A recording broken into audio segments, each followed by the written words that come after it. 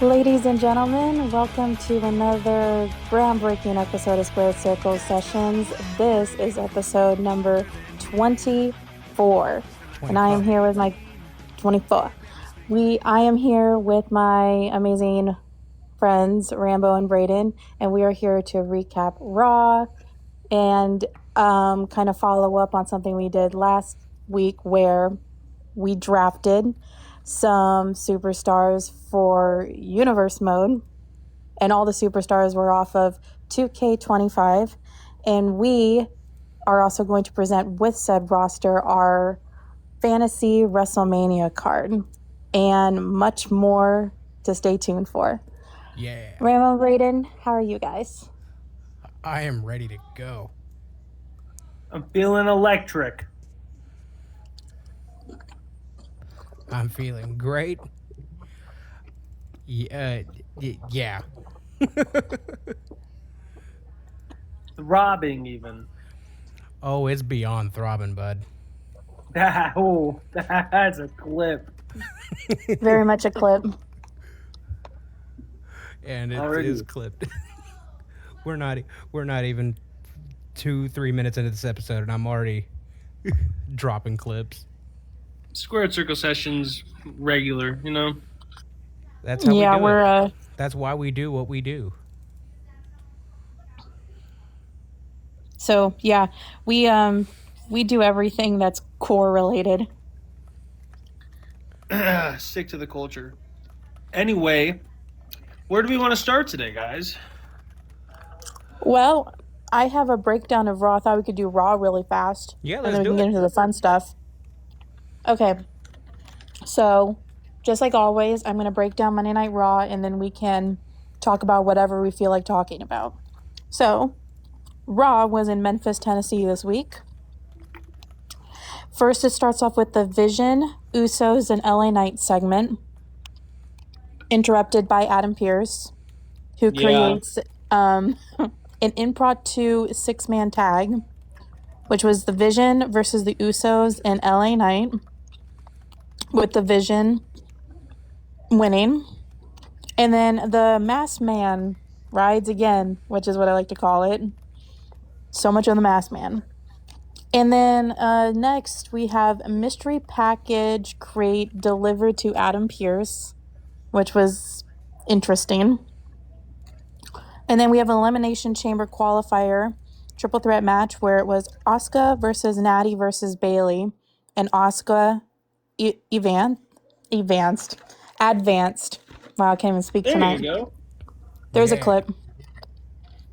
Clip. Not pronouncing words night is what's going to happen. And then we have a backstage interview by Michael Cole with Liv Morgan, Dominik Mysterio, and Stephanie Vaquer. And then we have CM Punk and the Judgment Day segment. And then a backstage segment with Rio, which is Rhea and Io. Thanks for the clarification. Then we have a number one contenders match for the Intercontinental title, which was El Grande Americano versus Penta, with Penta winning. And then we have AJ Lee and Becky Lynch segment. And then Adam Pearce backstage segment with the Vision. And then the main event, another Elimination Chamber qualifier triple threat with Dominik Mysterio versus Gunther versus Javon Evans, with Javon Evans advancing to the chamber. And as of right now, there are 2 spots left for the men's and the women's Elimination Chamber. So gentlemen, what do you want to talk about? Low-key, I was not expecting Javon Evans to actually win that triple threat match. No, that's a huge win. And also, I'm so excited to see him in a chamber. What kind of shit he's going to do. I'm hyped for that. I'm thinking like John Morrison 2011 chamber type stuff. So I'm excited. Yo, whenever he got the win, going into the match, I knew it was going to end up being Gunther.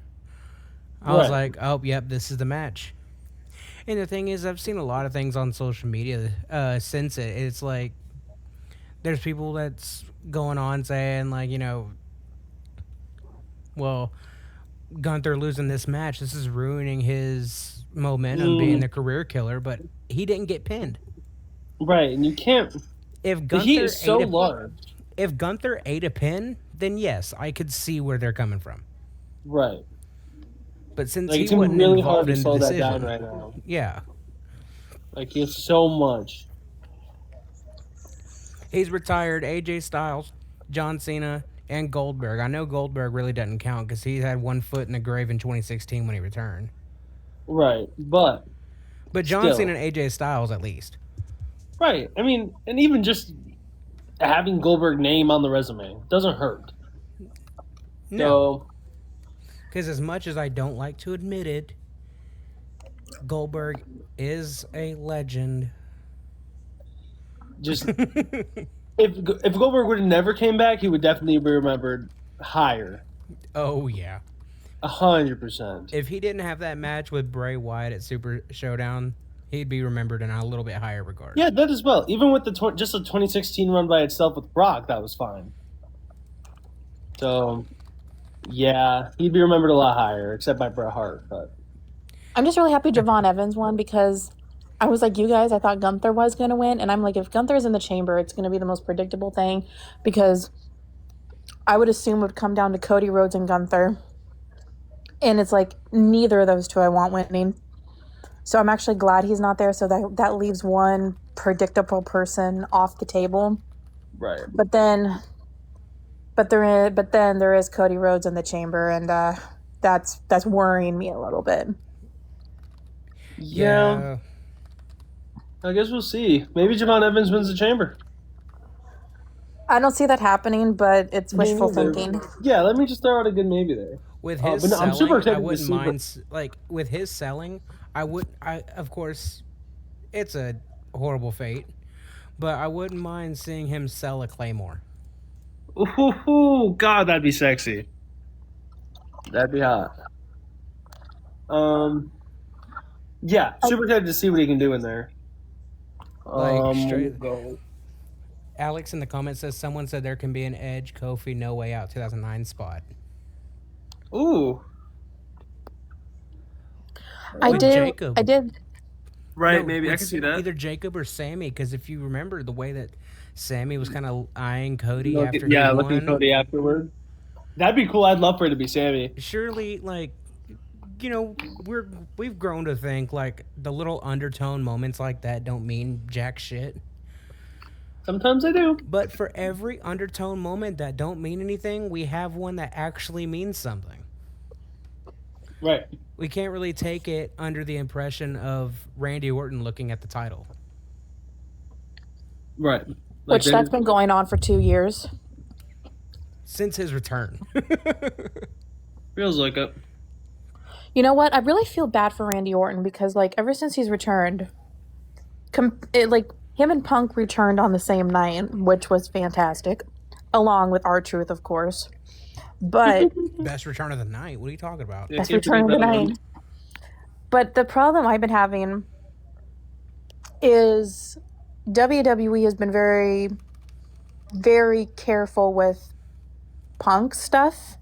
And he's been doing amazing since he's come back. He's done more than I thought he would. But ever since Randy's come back, I don't know if it's like jealousy from Triple H and like him not wanting him to be a 15-time world champion because that would make him have one more championship title reigns than, you know, Triple H, or if it's like backstage politics, somebody doesn't like Randy Orton, I don't know. But Randy, with the exception of maybe one or two things, has done a whole lot of nothing since returning. And I don't know why a man of the caliber and megastar of Randy Orton is being booked so poorly. And he hasn't won a singles match since returning to WWE. Yeah, he hasn't. Damn, is that true? In each PLE he's been in, he's not won. Holy shit. On a team and or singles competition. I don't get it. I really don't. Yeah, justice for the Viper, man. Jesus. And on top of all that, they didn't even want to use him. I felt like it was really disrespectful that out of all the people for the commercial that had Cody, Roman, Brock, and Punk, why the hell Randy Orton wasn't involved in that? Randy should definitely be in it. Randy Orton should have been in that commercial. Oh, yeah. Absolutely, he should have. 100%. And in my opinion, he should have been there instead of Brock. Yeah. Yeah. Yeah, agreed. But to talk about other things, my favorite match, if we want to talk about another match, my favorite match of the night was Penta versus El Grande Americano. And I'm so happy Penta won. Awesome. I'm very psyched for a Penta IC title shot. Yeah, I can't wait for sometime Penta versus Dominik. I think that's going to cook. Yeah, I'm excited for that. It cooked at Backlash last year, so I'm expecting nothing less. Oh, yeah. And, go ahead. I'm sorry, Braden. Go ahead, buddy. Oh, a line that I liked from the AJ and Becky promo was AJ saying there was a women's division before AJ Lee and there was one after AJ Lee. I just like You're welcome. Yeah, you're welcome. I like the way she delivered that. You're welcome for that. I loved AJ Lee last night. She was incredible. I liked her that she kind of dropped that little the kind of innocent crazy chick thing that she does and kind of just got really serious. Yeah. My favorite part was when she was like, yeah, I'm not modest. I know who the hell I am. And I'm like, you're damn right you do. Mm-hmm. But I also just want to shout out Becky Lynch. Like how good Becky is. Like how willing she is to play the fool. And she does it so well. Becky, over the last little bit is she's really kind of always been able to since the rise of the man character. Mm-hmm. But she's done really well at helping carry a storyline. And I'm not trying to signify that this is what's happening, but she can elevate it. Yeah, she does her part so well. If she can make the babyface look absolutely amazing. Right. And the fact she can also be the biggest bitch on the fucking show. It's the versatility there. Oh yeah. And like you said, since the man gimmick, just as her star rises, she is one of the biggest names right now. She just continues to do it. It's the willingness to do that and the capability to do it as well. Yeah. So, I mean, I'm just excited for AJ Becky rivalry in general because they're both incredible. And I feel like AJ's helping Becky get out of being stagnant because I feel like she was stagnant for a while. Right. And I feel like she's helping Becky get over as a heel. Oh, yes. And so it's been 10 years since AJ's been gone and she's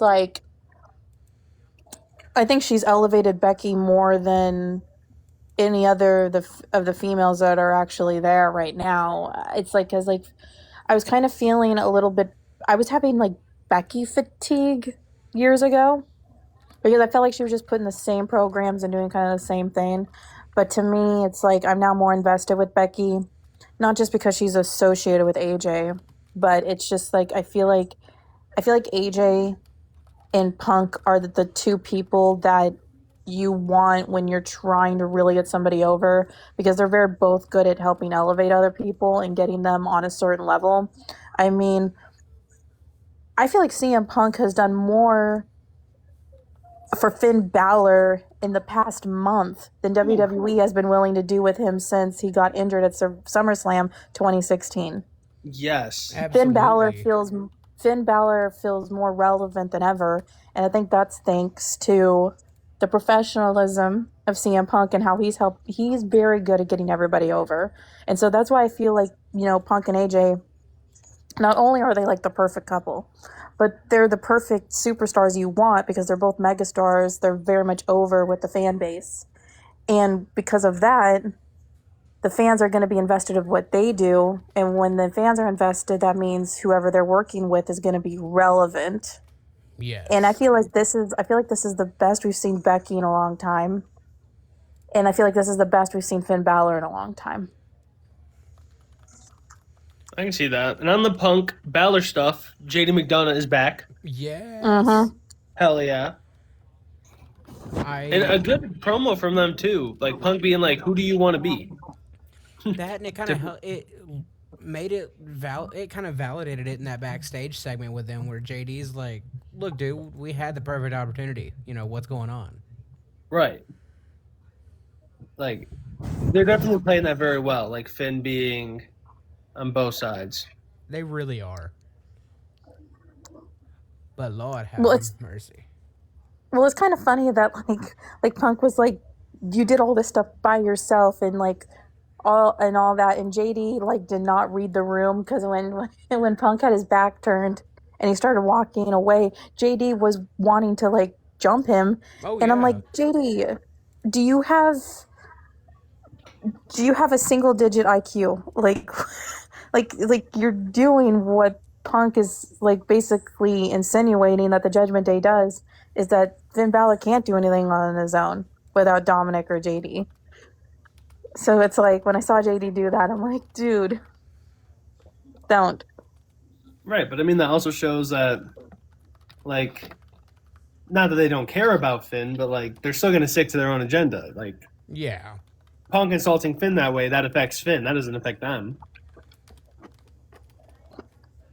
But absolutely. Like, it's that dynamic that we need to, again, we mentioned on this podcast, break up the fucking Judgment Day.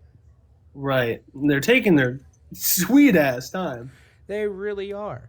Did they order a Judgment Day breakup off of Wish? I swear to God.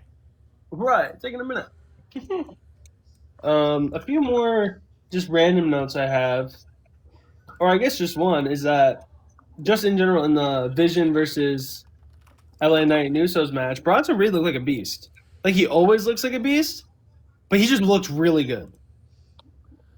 Oh. And I'm really excited for him to get more opportunities. Whenever he's given the tools to, not the tools, but given the opportunity to show what he can do, he delivers. Oh, he does. Every time. Mm-hmm. Yeah. That's just the thing. It's like, for the first little bit of his WWE run, all he was the guy that would just come out and have squash matches. Right. Now they're starting to develop. Yeah, they're starting to develop an identity for him. Mm-hmm. I don't know. For me, it's like, I could really care less about the Vision. I really am. I tried getting invested, but it's just like, I wish it would be over with by now, because it's not helping Logan Paul. I mean, his comeback to LA Knight last night made him look, oh my God, I was thinking, oh my God, he's so bad. And then I like that LA Knight came back with like the broccoli head joke. That was cool.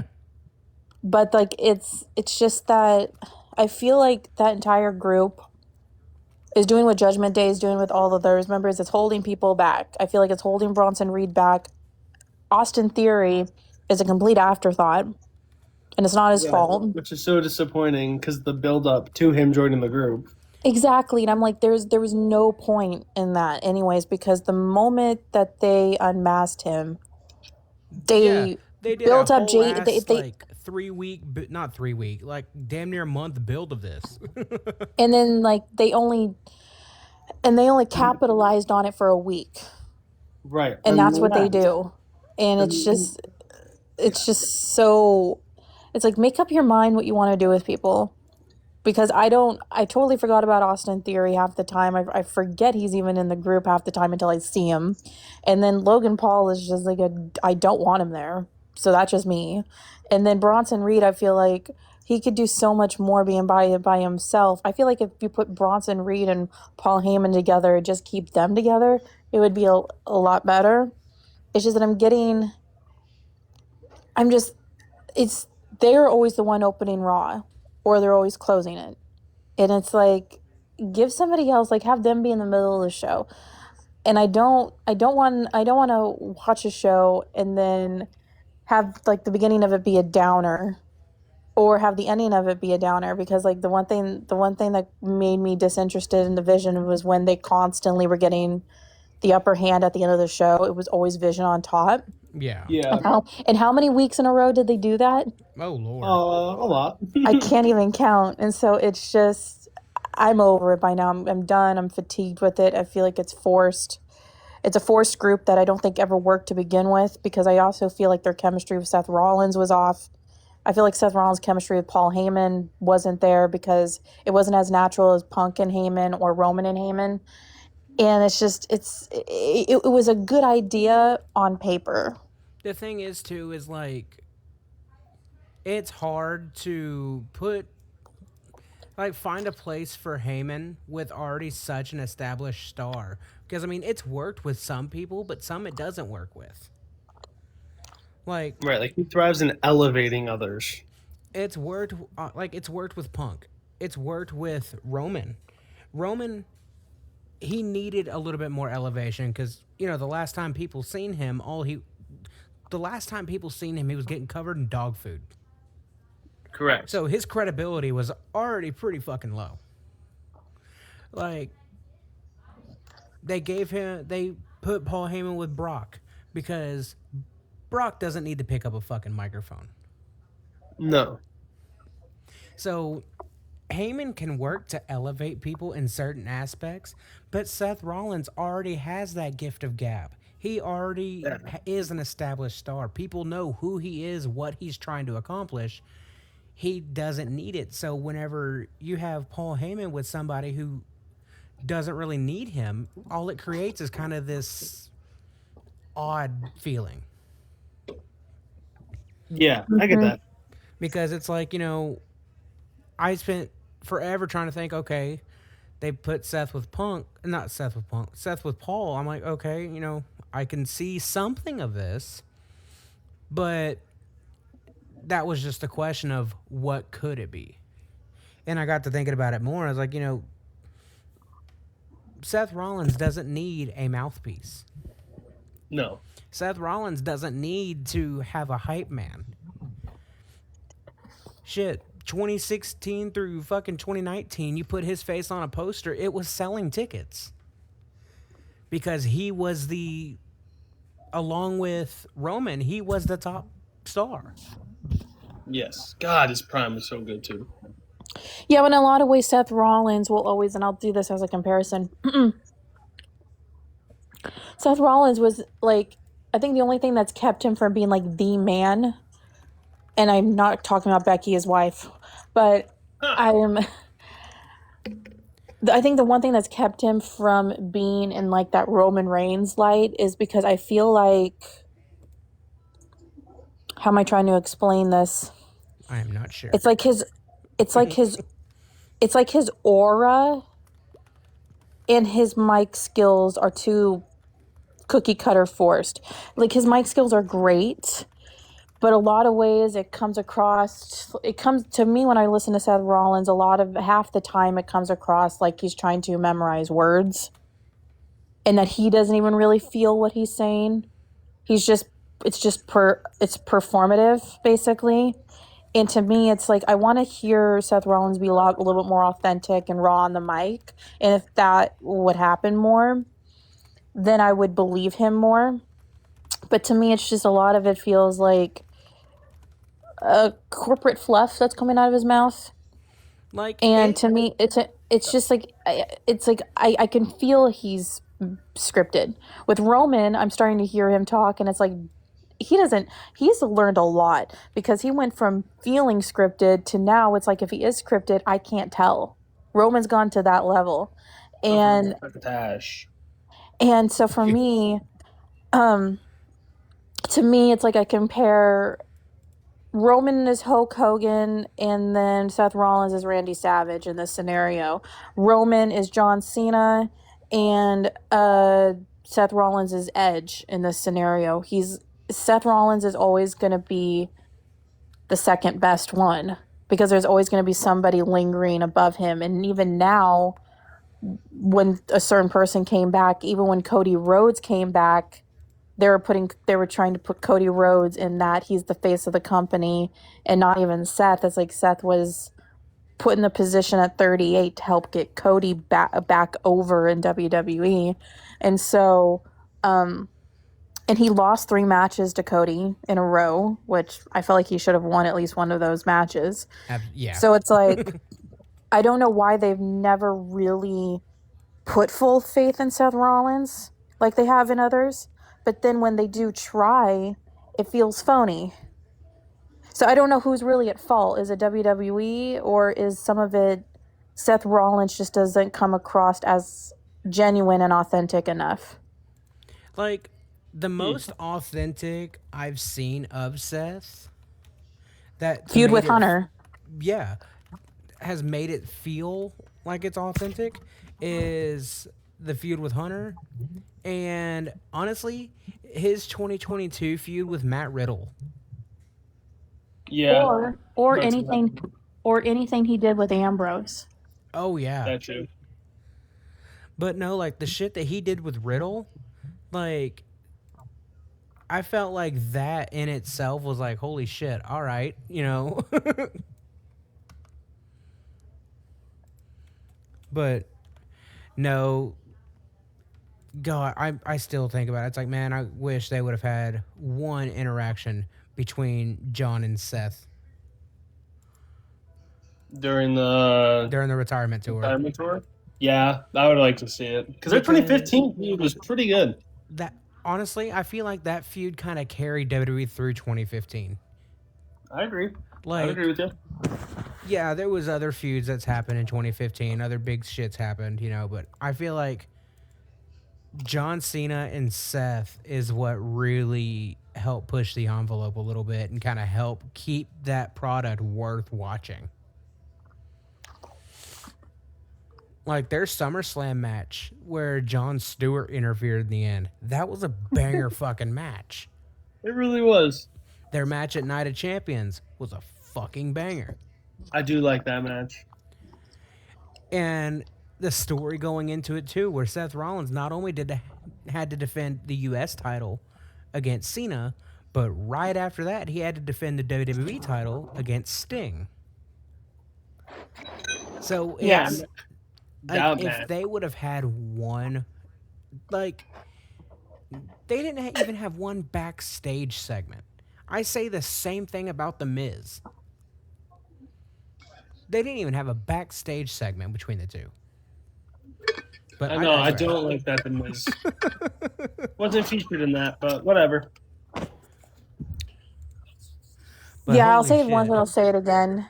I say it once and I say it again. They did not prepare well for the John Cena retirement tour. It's like they're booking as they went. It's like, because John announced that at Money in the Bank the previous year.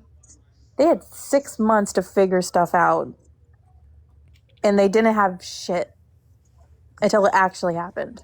Yeah, no. Talk about procrastinating on the biggest star you've had in like the past 10, 20 years. Right, it's weird behavior. I mean, if it was me, I would have started Money in the Bank happened. The next day, I'd be like, okay, what am I going to do for John? John can be in A, B, or C matches. But the thing is, I don't think the writers really spend like how they used to, like back when it was Vince and JR and Bruce and Pat Patterson and all of them and whatnot, and then Jim Cornette, and then unfortunately Vince Russo, but they used to spend 12, 13, 14 hours writing shows a day, and I don't see that the writers, I don't think they have the mentality. I don't think they're writing or in that creative room 12, 13 hours a day coming up with stuff. And I don't think that Hunter is spending 12, 13 hours a day coming up with stuff either. I don't really think he's truly head of creative. I think he just oversees it and just lets the old hats like Michael and Bruce Pritchard just make the decisions. Because that's just the way it feels. It feels like he's always asking them, what do you want to do? And then they come up with their like out of touch ideas. And he's like, okay, we'll green light that because they have tenure and they have more experience. But just because you have more experience and you have tenure, that doesn't mean you're actually better at your job. Yeah, hell no. It's like, it's like what Punk said in that promo with Roman, like how a lot of people compare the 2 title reigns that they had, and people automatically assume that, well, Roman was champion for this many days, it was obviously better. And like Punk said, well, just because you did something longer, that doesn't mean you necessarily did it better. And that's how I can look at this scenario. Just because Michael Hayes and Bruce Pritchard have been doing it longer, that doesn't mean necessarily they're doing it better. Because I don't think they're doing it better right now. No, hell no. Yeah, you'd be right. I mean, I think the three of us would do a hell of a lot better. Oh, God. I agree too. Get us to Stamford, Connecticut. Let us take over that room. Braden's head of creative. Next thing you know, Logan Paul's beating Punk for the world title. Oh, God, that probably would happen. And then there's a surprise championship match at the end. Whoa! And then all of a sudden, we see a clipboard being projectilely thrown across the room from Hannah to Braden. It's Hannah's. It's like, you motherfucker. And then what did you... And the last thing about Raw, what do you think's in that package that Adam Pearce got? The Big Show. It's not the Big Show. Big Show is back, and he's in that package. It's Triple H that's going to come out of there, and he's going to announce the new partnership with WWE and the International Space Station with NASA to book WrestleMania 44. Probably. Mm-hmm. Obviously, I'm halfway bullshitting. Do we think it's a person? I don't know. But the Triple H thing makes more sense. I just assume it's Triple H and he'll come out announcing a new era. Fucking Ryback. Alex said it's fucking Ryback. It's Ryback. God, no. Hell no. God. He'd be literally. And the rumors else. are already going around. Like everybody, it's just they're not letting this thing go. It's like now it's like they're being like, well, I bet who's in the crate? Chris Jericho. And I'm like, damn, just let it go already. The exact same thing. And I received a bunch of like hateful DMs over a video I made right after the Royal Rumble. And I put it up on TikTok. I had said, the Jericho and Paige stuff. Yeah, it's like if you are pissed off that Jericho and Paige didn't return, that's your fault. Yeah. It's like, because there's been no confirmation whatsoever. It's like, so if you're getting your hopes up for that, that's on you. Well, that's because a lot of wrestling fans fantasize book and they work themselves into a shoot and thinking that what they fantasy book is real. And then when it doesn't happen, they get all mad and butthurt about it. It's like nobody... Like, I saw a lot of this stuff, too. Like, why wasn't Chris Jericho there? Chris Jericho was supposed to be there. Oh, Paige was supposed to be there. Why wasn't she there? It's like, well, there was no inkling that Jericho was going to be there. There was no inkling that Paige was going to be there. People were, like, looking at, like, what? What did you say? It's assuming. Yeah. And it's like... That's all it is. And it's just so funny. It's like I saw so many of that stuff on Twitter, which is a complete cesspool, and I don't know why I still have it, but I do. But I can't say anything. I do too. But it's like it's I lose brain cells being on that app, and I probably should get off of it. But I don't understand why people think like, oh, because they fantasy book it in their head, then if it doesn't come true, it's WWE's fault that they didn't book their fantasy booking. It's like buying a lottery ticket, telling yourself you're going to win, and then losing and getting very upset that you didn't win. Mm-hmm. Because you told yourself you were going to win. Why wouldn't you win? No, I have a real life experience with that. My cousin got drunk one night, and he had bought like $300 worth of scratch-off tickets, right? And I think out of the $300 he spent, he maybe won back $20. That's crazy. And he called up the fucking gas station that he bought it from and called in a BOMB threat. Oh my God.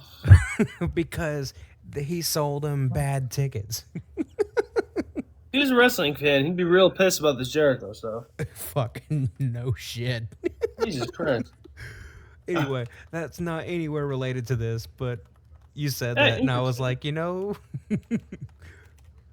Overall, how we feeling about Raw, guys? it really wasn't that bad. I thought it was pretty a good show. It was decent is the best word I could use. I think it was good. I'll give it a 7.5. Yeah, Maybe an 8. That sounds about right. 7.5. I just wish WWE would stop relying on being decent all the time. Like when you are like comfortable with being mediocre, that's a big problem. That is true. I mean, hopefully, and I'm saying this with wishful thinking, so I hope, something comes of it. The closer we get to WrestleMania, the more tolerable episodes will be. Right. Yeah, but the point is, why does WWE only have to be good during WrestleMania season? Why can't it be consistent all the time? Oh, I know. Well, yeah, in an ideal world, yes. Well, it's not ideal. They've done it before. Right, in an ideal world, they do it again.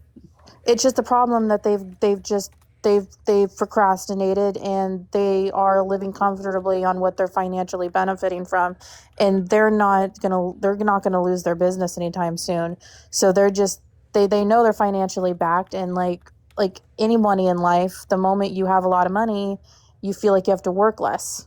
That's the mindset of most human beings. I said most human beings before people come at me. I said most, not everyone. Some people actually have a lot of money, but they still work twice as hard with it, and it's just all about the mindset of the individual. It's all about the game. To me, it's like I don't care how much money I have. I'm going to work hard regardless of what's in my bank, and I feel like that's what WWE needs to focus on. They need to act like it's the Monday Night Wars, and that they have to put on a good product, because that's the only thing that's going to make their company afloat. Because back then, their ratings mattered, their ticket sales mattered, their merchandise mattered, and them putting on a good show mattered.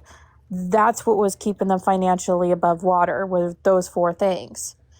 But I feel like this Netflix deal, especially with Raw content, I don't know what's going on SmackDown. I'm kind of done trying to figure that out. It's like ex-lover done. Like when you're trying to figure out your ex and you're over it. That's kind of how I look at SmackDown. But it's like they got this $1 billion contract from Netflix, and it's like they're going to make money no matter if their product is terrible or not. And it's like, I look at it like, why do they only try to put on a good product a month or 2 away from WrestleMania when they used to do it year round? And I know why, because they are financially stable right now. And if they weren't, they would be put on the best product they could. Right. Which I feel like these streaming services contracts that they're getting is ruining their product. Oh, definitely. And the only way that I see it being productive is because of the viewership, but that's it. Other than that, it really doesn't help anything. Personally, I'm glad I don't have to pay for fucking pay-per-view no more, but Yeah. But there was a magic behind that, though. Yeah. I miss kind of being able to call my local. I miss being able to call my local cable company as a little girl and having like the weirdest little girl voice saying, "I'd like to purchase Backlash 07, please." Okay, it's $49.99. Do you have your mother's permission? Yes, sir. All right. Do you have a MasterCard or Visa or whatnot? My mom has MasterCard. All right. Let's do it over the phone, and then you have it. I miss those. I miss those days. Can't say I ever got to experience that. You never got to call like your local cable company to order a pay-per-view? No. Oh boy, it was glorious. Glorious. No. No, you would get a commercial. You'd get the commercial, and it would say like, "Backlash 2007 is coming to you live from blah blah blah. If you would like to order the pay-per-view, call your local cable company at 1-800 blah blah blah blah blah." And then like make sure, and if you're like 18 years older, make sure you have your parents' permission. All that type of mumbo jumbo. I miss those days. There's some times where I do, but it's like now that I'm an adult, it's like, man, I kind of realize why my parents didn't really want to spend $80 to watch WrestleMania. Valid. It's like, now I get it. Right. It's like, No, that and I shit's really- expensive. Yeah. No, when I really got into watching wrestling, like live and everything, it was the WWE Network days. Uh-huh. So I just bought the network. I will Or say my that mom bought the network. there was some. me. I did think that there was some sort of magic with the WWE Network. Oh, I loved it. It was Me so too. It started when I was 17. I was 17 when the network launched.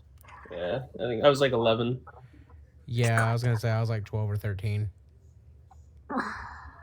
Yeah, you guys are really aging me. Alrighty. Alright. Alright. Yeah, moving on. Anyway, that was Monday Night Raw, ladies and gentlemen. Yeah. It was Raw. So I like it. Anyway. Because I like Raw, like the show.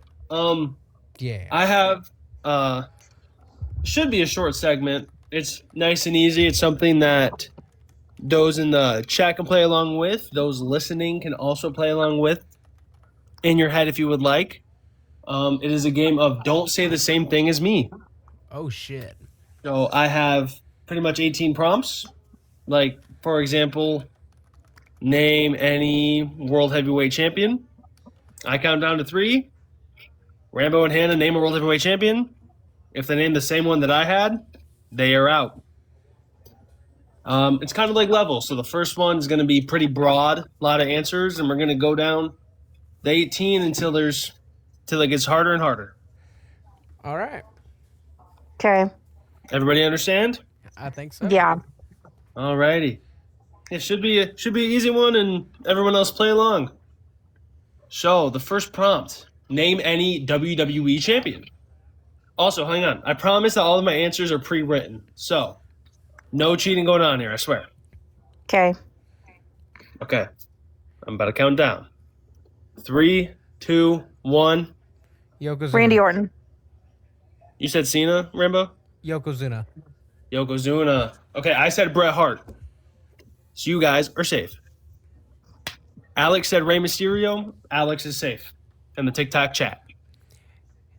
Yeah, Okay. thanks for digging Did up you old just say memories, Tic Alex. Tac? The TikTok chat. Tic Tac. Alex Tic-tac is chat. responsible for my PTSD flare-up. Thanks, Alex. Oh, You're a real one for that. All Asshole. right, number 2 is name any tag team from the 2010s. God. Okay. 3, 2, 1. The Hart Dynasty. Kofi and R-Truth. Kofi and R-Truth. Who'd you say, Rambo? The Hart Dynasty. Hart Dynasty. All right, we'll wait on Alex's answer here. American Alpha. Okay, I said primetime players. What's bad is I was almost going to say Team Hell No, but I was like, wait, he might have that. I do love Daniel Bryan. Kofi and R-Truth was the 2010s, right? Yes. Yeah, they won in 2012. They are who Kane and Daniel Bryan beat for the tag titles. Okay. Okay, number 3. Name any WWE Hall of Famer. Lot to pick from. Mm-hmm. 3, 2, 1. Ozzy Lita. Osbourne. You guys are safe. It was. Oh, we'll wait for Alex's answer before I say it. He said Big Boss Man. I said Bruno Sammartino. You guys are safe. Okay, number 4. Name any NXT champion. Okay. All right. 3, 2, 1. Smojo. Bo Dallas. Okay. We'll wait for Alex here. He also said Smojo. You're getting these comments a lot faster than I. I said Adam Cole. So you guys are safe. Who'd you say again, Hannah? I said Samoa Joe first. Oh, who'd you say, Rambo? Bo Dallas. Bo Dallas. Bo Dallas, got it. Okay. It doesn't matter, but I just didn't remember who. Okay. Moving on to number 5. Name any WrestleMania main event. Okay. Okay. All right. 3, 2, 1. John and Sean, 23. Bam Bam Bigelow and Lawrence Taylor, WrestleMania 11. All right. Wait for Alex here. Alex is I don't remember right now. Cena Miz. All right. I put Rock Austin 17. Okay. Number 6. Name a Money in the Bank winner. Okay. 3, 2, 1. Kane. Damian Sandow. I was really close to putting Damian Sandow, if I'm being honest with you. He said Mr. Kennedy. I put Dolph Ziggler. So 6 in. Everybody's safe. Move to number 7.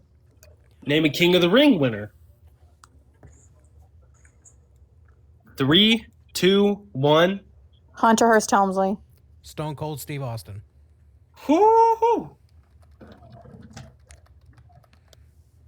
And the answer is... waiting for Alex. He said Barrett. Okay. I said Brock Lesnar. Ooh, I almost said Brock Lesnar too. I'm going to get you guys one of these times. All right, number 8. Name any current main roster champion. Okay. And 3, 2, 1. Punk. Jade Cargill. Ooh. And I was so close to putting Punk.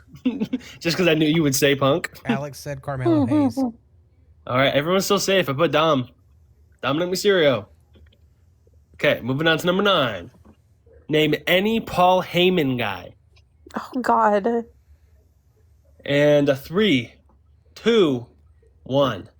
Curtis Axel. Ryback. I was so close to putting either one of those, but I didn't, so you guys are lucky. But I was very, very close to those being my 2. Okay, I put Big Show. Whoa! Okay, number 10. Name any Raw general manager. All Okay. right. 3, 2, 1. Vicky Guerrero. Eric Bischoff. Ooh. Alex said William Regal. Dang, everybody's still in. I said Mick Foley. I almost went with Mick Foley. I said Mick Well, Foley. he was more of the WW. Oh, wait a minute. I forgot the 2016 shit. Mm-hmm. Okay. Number 11. Everyone's still alive. Name any person to lose to The Undertaker at WrestleMania. And a 3, 2, 1. Diesel. Ric Flair. Ric Flair trip go woo want a bitch. Sorry. It's a vocal stem. Alex said Randy Orton. Okay, I said Triple H. So we are still golden. Maybe I should have gone a little more sneaky. I thought you guys would think that I was going to go sneaky, so you were going to go Brock. Okay. All right, number 12. We're getting down to the nitty-gritty here. We're getting to the less options. Name a WWE 2K cover star. Okay. 3, 2, 1. Cody Rhodes. Rey Mysterio. Okay, we'll wait said for Alex Stone here. Cold. Oh, Alex, you're out, buddy. Dang. I said Stone Cold. Alex just left a comment that said, "Bro, how am I surviving?" You jinxed yourself, big dog. That timing needs to be studied. Yes. Okay, so the 2 on the pod are still alive. So Meanwhile, we're in Alex is probably at his residence just screaming at his phone around like, "You son of a bitch." So I got Alex out. Probably got a few of you at home out too, but Rainbow and Hannah are riding strong with 6 questions remaining, and they're just getting harder. Name any member of the Judgment Day. Doesn't have to be current, just any member that was in the Judgment Day. Okay. All right. 3, 2, 1. JD. Carlito. Whew. I was so close to putting Carlito. I put Raquel Rodriguez. We're still alive. As we move on to number 14. I'm still standing. Sorry. Name an Andre the Giant Memorial Battle Royal winner. I don't remember. You better think, buddy. I got one. Okay, here we go. 3, 2, 1. Cesaro. Matt Hardy. Whew. I heard the I thought I gotcha. I put Mojo Rawley. Dude, I started saying Mojo Rawley. I heard the I thought I gotcha. All right, moving on to number 15. Still alive. Name a Kane Tag Team Championship partner. Oh God, who has he? Oh, dude. A lot of people. There you go. Yeah, you got a pretty good amount of options. All right. 3, 2, 1. Daniel Hurricane. Bryan. Who'd you say, Rainbow? Hurricane. Oh, I was really close putting Hurricane. I put Rob Van Dam. So we are still alive as we head on to number 16. Name any women's mid-card champion. It's United States or Intercontinental Champion for the women's. Damn. So there's very few. We're in the last 3. It's only going to get shorter from here, guys. The options are only going to get lesser in these last 2 after this. All right. So it can only be like. It's only 2 people then. Well, no, that's ever held the United States or Intercontinental. Oh, okay. You see what I'm saying? Okay. All right. Yeah, I got you. 3, 2, 1. Julia. Zelina Vega. Oh, Rainbow, I got your ass. Fuck. It was Alina Vega. All right, Hannah, it's down to you. Let's see if you can complete the gauntlet. Oh God. It's really hard from here. No pressure. Number 17. Name any member of the Shield. Oh dear God. Mm-hmm. Alrighty. Count you down. 3, 2, 1. Kurt Angle. Okay, you got me. I guess. How mad would you be if that is what I put? I'd be severely mad. I put Seth Rollins. Okay. I was about to say, tell me that doesn't count. I'll give it to you. Okay. He wrestled as the Shield with them. He got the jacket. He did. I'll give it to you. All right. So earlier, number 11 was name any person to lose to the Undertaker at WrestleMania. Number 18 is name any person to beat Undertaker at WrestleMania. There's only 2. Mm-hmm. This is the last question. You got to survive. Oh God. All right. I had to think about who I think you would pick. Okay. Go. I'll give you a little bit. Oh dear God, I really want to win. No pressure. You're right at the end, Hannah. Okay. Finish your story. Alrighty. 3, 2, 1. Brock. Hannah did it. Hannah completed the gauntlet. I put Roman. I Yo, did. I think you need to do that shit more because that might be one of my favorite things that you've done. That was fun. I It's love between that. that or wager. Between that and wager for me. Which I have a wager 3 loaded up, so I'll run that at some point too. Hannah, did you have a segment ready for tonight? Yeah, but I thought we could do it after we do the WrestleMania thingy. Okay. Well, I've got mine ready if whenever y'all want to do that one. Thanks for the heart puff, Alex. Let's do it. I thought you were up down Brock. Once I said it, I was like, I want to take it back so bad. You won. You completed the gauntlet. What's bad is if I was still in it, I would have said just the opposite. It's like there's a 50-50 chance at this point. We'll wait until he comes back and I'll cut this part out. No, I really liked that. Holy shit. I think I might have to come up with something and test y'all.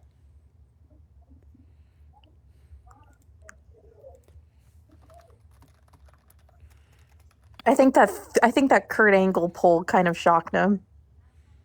Yeah, it low-key shocked me too. Well, because I will never forget that smiley face. Remember? Yeah. Like Dean and Seth are looking all like rugged and badass, and then Kurt just comes behind and he's got that grin on his face. Like, that's not the Shield. The Shield doesn't grin. What that looked like is when the older siblings let the youngest sibling go with them. It totally did. That's what that was. It's like... That's perfect. It's back when I used to watch Home Improvement. It's like Brad and Randy taking Mark anywhere. Yes. I fucking love Home Improvement. Dude, I was in love with Jonathan Taylor Thomas.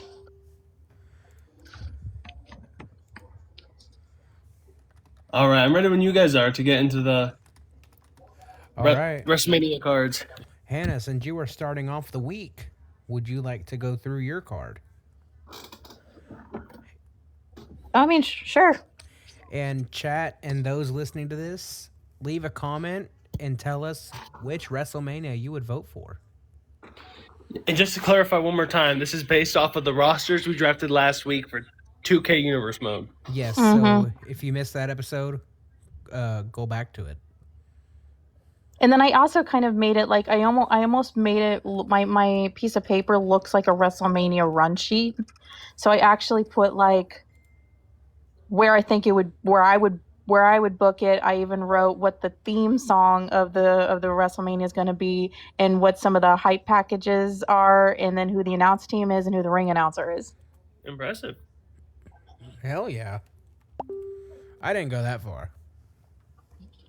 But the ring announcer and announcer stuff won't. The ring announcer and announce team won't count because they're not the people they're actually on. They're not the wrestlers.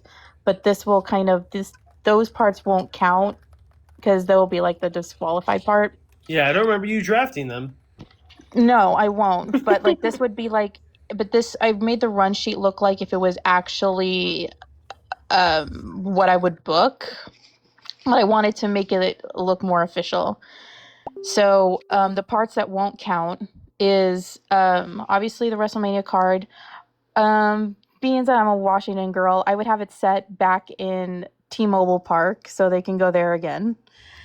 The theme song I have for this particular WrestleMania, because they never really used their music up until this past Royal Rumble, and I always thought that they should have. But I chose One Step Closer by Linkin Park as the official WrestleMania theme song. Fire. Which I think would have been an awesome theme song. Okay, so the opening match. We have Dominik Mysterio versus Eddie Guerrero. Heat. And it's going to be a street fight for the Intercontinental Championship. Damn. Dom's like, I want that child support money, bitch. All right, second match. We have an Extreme Rules Women's Tag Team Championship match with the team of Lita and Liv Morgan versus Io Sky and Sol Ruka. Ooh. Nut. And I don't know if you want me to include in who I would put over, but I can do that. The third match on the card, since you said we were doing 10, the third match on the card is I have Vader versus Yokozuna in a steel cage. Whew. A lot of meat. Damn. Arby's, we have the meats. Okay, the fourth match is I have... So Triple H decided it was a new era, and he decided to bring back the European Championship because of it. So we have a British Bulldog versus William Regal versus Sami Zayn in a triple threat match for the European title. Yeesh. The fifth match is we have a ladder match for the Women's Intercontinental Championship, and it's Zelina Vega versus Maxine Dupree versus Lola Vice versus Lyra Valkyria. Damn. Impressive. Rambo, you okay, buddy? Yeah. Okay. Sorry, kiddo woke up behind me, so I was checking on him.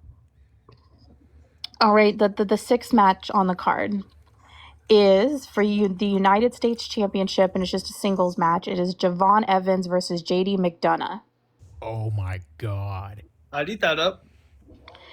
And then we have the seventh match. We have a hair match. Loser gets his head shaved. We have Razor Ramon versus Roman Reigns. Ooh. Well, goddamn. I thought that would be funny because both of them have a lot of hair. Yeah, I don't know if I want to see either one of them bald. Yeah, no thank you. Curse images.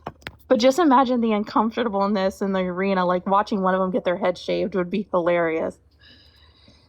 My eighth match would be Triple H and Batista versus Jacob Fatu and Umaga. And it's a tables match for the World Tag Team Championship.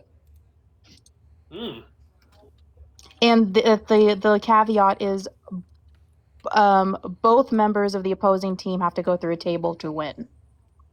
So when one goes down, you also have to take out the other. Oh, right, the co-main event. We have a 30-minute Iron Woman match between Rhea Ripley versus Chyna. Damn. All right. And then the main event for the WWE Championship, we have a special guest referee in Cody Rhodes, and it's CM Punk versus Kurt Angle. Hell yeah. Damn. And then a little bit of extra stuff on here. Intro hype package video. So it's the beginning of the show. It's going to be a fight song by Marilyn Manson. And then the outro recap music video, which WrestleMania used to do. It's going to be Nothing Else Matters by Metallica. The announced team will be Wade Barrett, Corey Graves, and Michael Cole. And the ring announcer would be Lillian Garcia. And that is my fantasy WrestleMania booking. That is gas. Hell yeah. I don't know if that'd be a WrestleMania you guys would watch, but that's if I had those people on my roster, that's what I would book. I'd sit in front of my TV with some popcorn watching that. Hell yeah. I won't mind it. All right. I'll run mine next since it's the middle of the week show. I did decide I at least put a WrestleMania theme song. And I chose that to be I Don't Want to Stop by Ozzy. Because I felt like that would kind of fit the theme of an ECW pay-per-view, WrestleMania. Opening up with a Battle Royal for the number one contendership for the Hardcore Championship. This has basically got everybody else that I didn't know where to put. And then a grudge match between Seth and John, because I want that. I was struggling to kind of come up with 10 of them because I was trying to figure out like realistic places to put them. And then I've got a fatal four-way match for the ECW Television Championship between Carmelo Hayes, Rey Mysterio, Chad Gable, and Ricky Steamboat. All right, brother. The technicality in that match is going to be through the fucking roof. Damn, brother. I have 2 WrestleMania showcase matches like they did at WrestleMania 39. I have a tag team one, and I have just a fatal four-way regular one between Charlotte, Bayley, Julia, and Blair Davenport. The tag team one is the later part of the card, and the first couple matches are in order. These can kind of go wherever. And the tag team one is between Solo and Jimmy versus Dexter Lumis and Joe Gacy versus Chase University versus AOP. Then I have the Hardcore Championship match between whoever won the Battle Royal and the champion, the Sandman. A last man standing match between Obafemi and Braun Strowman. Holy shit. Oh my god. An NXT Women's Championship match, because ECW didn't have a women's championship, between Roxanne Perez and Dakota Kai. Beautiful. A tag team title TLC match between Garza and Berto, the Dudley Boys, Pretty Deadly, Gallows and Anderson, the Creed Brothers, and DIY. Holy shit. And the ECW Championship main event between Stone Cold and Mick Foley.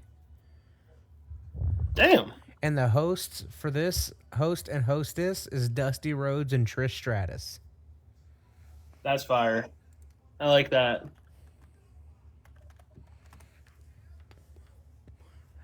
So yeah. All right, respect. That Oba and Braun match, I kind of want to see bad. Yeah, give me that. Like, Give me that. I need that now. We thought Braun Strowman and Bronson Reed or Braun Strowman and Jacob Fatu was crazy. Nah, bro. No, that doesn't even hit the mark. At first, I had it slated as an ambulance match. Ooh, you should have went with that. That would have banged. But I felt like a last man standing would have fit the moniker a little bit better of like the two like quote unquote like monsters of their roster. Obafemi obviously is not that like monster character, but he's a fucking tank. That'd be fire. All right, Braden. Alrighty, I worked out some of my extra details like you guys had as well. So I'll have my extra stuff. But without any further ado. All right, so the show kicks off. Oh, wait, first of all, okay. So it takes place in Ford Field, Detroit, Michigan, home of the Lions, with the theme song of the night being Old Time Rock and Roll by Bob Seger. Fuck yeah. The video package at the start of the show is Lose Yourself by Eminem. And the hosts are Lou Thez and Dan Severn. Ooh. Detroit natives, by the way, or Michigan natives. So it's really all just a Detroit theme, guys. I've worked a lot of shows with Dan Severn. That's fire. Dan Severn is a crazy guy from what I know about him. He's a great guy. Anyway, go ahead. Oh, yeah. Okay, so kickoff. I have the X Division Championship on my show.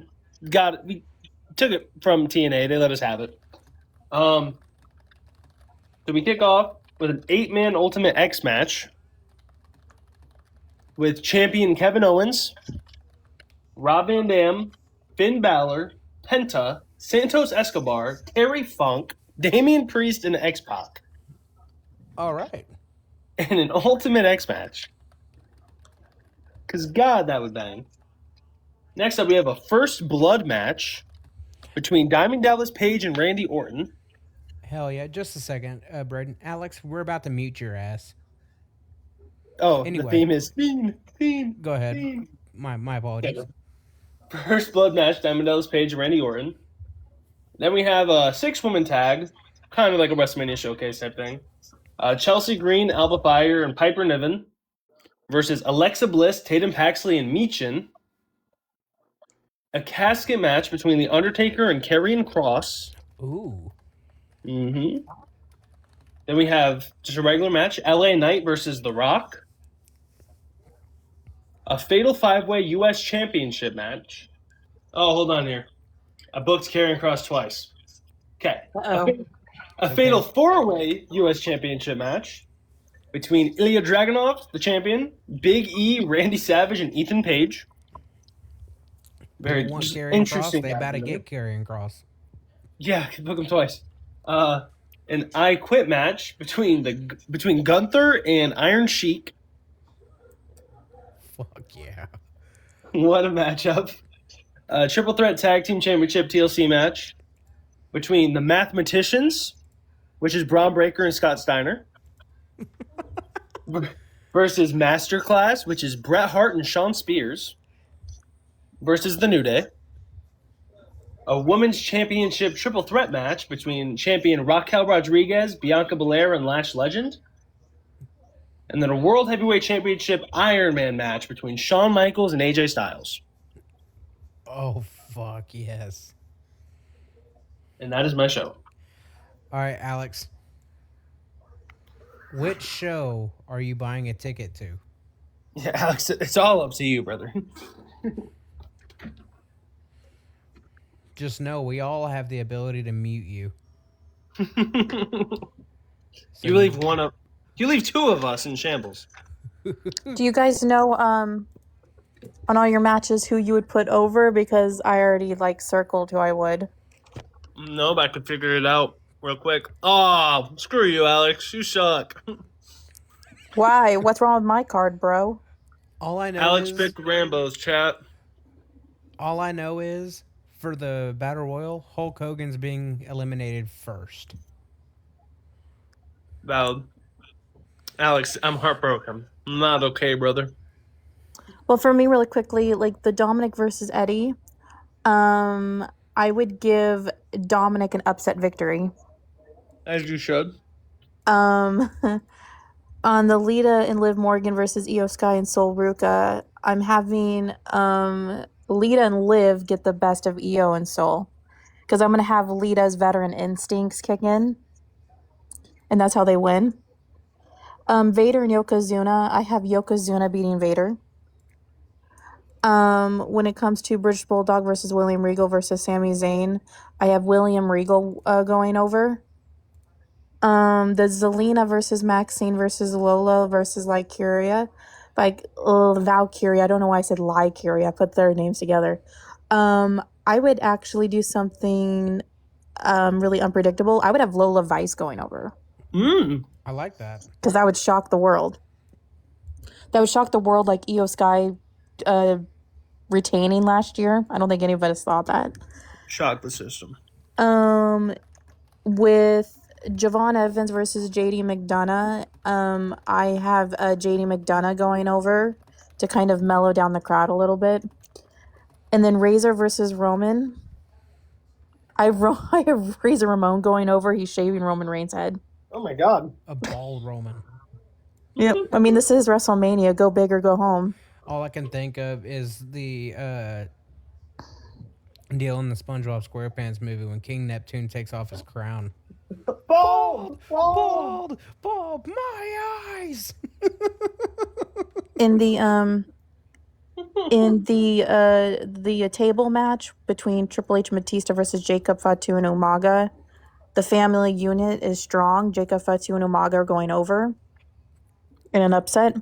Rhea versus Chyna in the 30-minute Iron Man match. I actually have Rhea Ripley defeating Chyna. Because I think people would think that Chyna would win. And then CM Punk versus Kurt Angle. Punk is the babyface, Kurt Angle is the heel going into this. I have Cody Rhodes churning on Punk in the middle of the match, and he helps Kurt Angle win. Whoa! We're going to get black-haired Highland Homelander Cody Rhodes after that. And Cody Rhodes and Kurt Angle are going to be an unholy unit. Yeah, Jesus Christ. Because, I want to end WrestleMania with something really shocking. And what's more shocking than having Cody Rhodes turn heel as a special guest referee, turn his back on Punk, and then you have a heel walk out as champion. Instead of it always being the baby face rising to the occasion, it's the heel dominating. So it's like, I think that would have been an interesting end. So, I went through mine. And for the Battle Royal, and in 2K, I made this. I didn't make it, but I changed up his gear a little bit to match this certain era. But I have the 2001 masked Kane. So that's who I have winning the Battle Royal. Very good choice. I have Seth Rollins beating John Cena. Great choice. Bayley winning the Fatal 4-Way WrestleMania Showcase. Shout out Bayley. Chad Gable winning the ECW TV Championship. Great choice. Because it's about fucking time Chad Gable wins a singles title. Very valid. Dexter Lumis and Joe Gacy winning the Tag Team WrestleMania Showcase. All right. I have Sandman defeating Kane to retain the Hardcore title. Shout out to Sandman. Obafemi beating Braun Strowman. Obvious choice. Dakota Kai defeating Roxanne Perez for the Women's Championship. Oh, hell yeah. Pretty Deadly winning the Tag Team TLC match. Yeah, well, so. And I have Mick Foley retaining the ECW title against Stone Cold. Damn. If I gotta go, I'm just going off the cuff here. Rob Van Dam's winning the Ultimate X match. Diamond Dallas Page beats Randy Orton in the First Blood match. He stalked his wife. Yep, he did. Alexa Bliss, Jaden Paxley, and Michin win the 6-woman tag. Love Karrion Kross go over The Undertaker in a casket match. Love LA Knight beat The Rock. Ilya Dragunov retains the U.S. title. Love the Gunther beat Iron Sheik. We'll let the Mathematicians win the tag team championship triple threat. I think that's Lash because I Legend. cut a promo on Braden last week. Sorry. That's it. That's my bias. Lash Legend wins the women's championship in the triple threat. And then we'll have AJ Styles win the Iron Man match. JD! Hell yeah. Nah, dude, fucking. That was my most liked clip from last week's clip upload. It's impressive, brother. Mm-hmm. The fact that I just straight spewed that promo off the dome. Michigan And then, like, with Muffin mine, Man. and with me, like, the reason why I chose like the two songs I did is because I wanted to bring like new metal and hard rock back into wrestling and make it Yes. very edgy. So it's like if you listen to the lyrics of like One Step Closer, I feel like it's fitting for the tone of WrestleMania. And then it's like those kind of like everything you say to me because I'm one step closer to the edge and I'm about to break. I feel like that type of angst is what the wrestler should be feeling going into WrestleMania because they got something to prove. They got people barking in their ears, telling them one thing to the next. In the promos, there's these doubts, there's overconfidence, there's doubt, there's like, can I prevail? Can I not? Oh, I'm better than you. I'm gonna win. So it's like those type of lyrics I feel fit the vibe. And I feel like Linkin Park as a whole fits the vibe of wrestling. And then like, the pre-hype package to get everybody really ready, showcasing all the different feuds that are happening and showcasing all the different matches.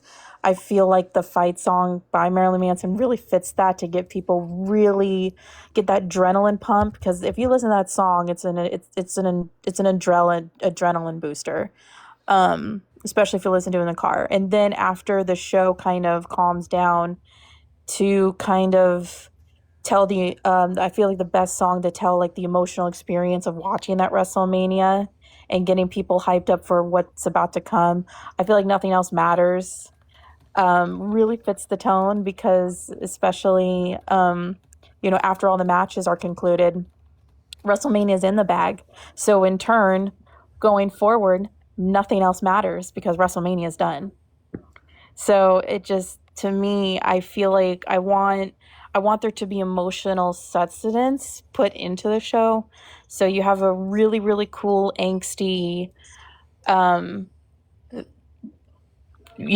theme song, and then you have like the adrenaline filled hype package with with that angry vocal that Marilyn Manson has, and then ending with something kind of somber and something beautiful like Nothing Else Matters. So. And if you look at those two titles, you go from like one step closer. That means like one step closer to winning. And then the moment you win, nothing else matters. So there's kind of poetry there. Bang. Hell yeah. I see what you did there. Hold on, real quick. Oh, go ahead. Shout out JD letting us up with gifts out here in the Well, TikTok. thank you. Yes. Appreciate I was that, talking JD. and I didn't even see that. But no, like, I Don't Want to Stop has been used for a couple of different things related to the WWE. But I feel like that's one of Ozzy's most, like, energetic, like, getting ready to go songs. You know what I mean? For sure. For sure. For sure. For sure. Alex says, I like how you guys are bringing rock and metal back to wrestling. Absolutely. Honestly, I feel like whenever they started going more towards rap instead of rock and metal, I feel like that kind of helped bring some of the product down. And I know that sounds stupid, but yeah, it does. It kind of has that feeling, you know what I mean? Like, especially modern day rap for sure. I'm sorry, but I don't get excited. I don't get excited for Raw listening to Travis Scott. I get excited for Raw whenever I'm listening to Across the Nation or fucking Papa Roach. Valid. I Oh, don't Papa Roach. I don't necessarily like this band, and y'all can come at me if you want. But even Nickelback, I have to give credit where it's due. Burn It to the Ground. Burn it to the ground tonight. As much as I hated that era of wrestling, that still got me ready to watch Monday Night Raw. That song bangs. And like I said, I don't like Nickelback. I really don't. Why? I just never could get into Chad's vocals. Well, they don't like you either. That's fine. So to me, like there's 2 albums of them I really, really like, but like I can understand where you're coming from because I felt like after their Dark Horse album, things kind of went downhill because like even Dark Horse I didn't really care for, but it was still kind of solid. But like I feel like their last really, really great album was their 2005 album For All the Right Reasons, which I actually have. I feel like that was their last like banger album. And because like there's not one skippable track on that album. And I listened to it. I'm not ashamed to admit it. But like to me, their best song that I never get tired of listening to is actually on an earlier album. But How You Remind Me is their best song. Oh, I do love that song. Never It's a made great wise man. But This no. is how you remind me. Like his vocals when he was younger were really powerful and really full of like angst. And the stories he was telling with the songs were different, but I feel like I can understand why Nickelback gets hate because after a while I felt like a lot of their songs became soulless. Well, I feel like It was just after they've had success with some of their music, like How You Remind Me and some other of their songs, they've kind of channeled more into that like commercial rock, radio rock, if you will. But when you're like an 8-year-old girl and This Is How You Remind Me like comes out 2 years prior to like a 2000s kid, that song was like that meant everything to people my age. But then like after like 2011, 12, like their music got pretty bad and I was like, damn, what happened to them? They had like 3 great albums in a row and each of them had like a tone to them, and then like all of a sudden they kind of fell off. I'm not gonna lie, the song Photograph kind of pisses me off. I don't know why. I like it for its meme quality. Yeah, like that's kind of just it. That's all I see that song as. I don't even see it as a musical art. Look at this graph. He says, look at this photograph. Oh, I know. I'm just quoting the memes. It's a meme, Hannah. Yeah. Crap. Where did I put my pen? But no, like that's where I feel like it definitely takes the energy out of it whenever it's opening up with, like Travis Scott.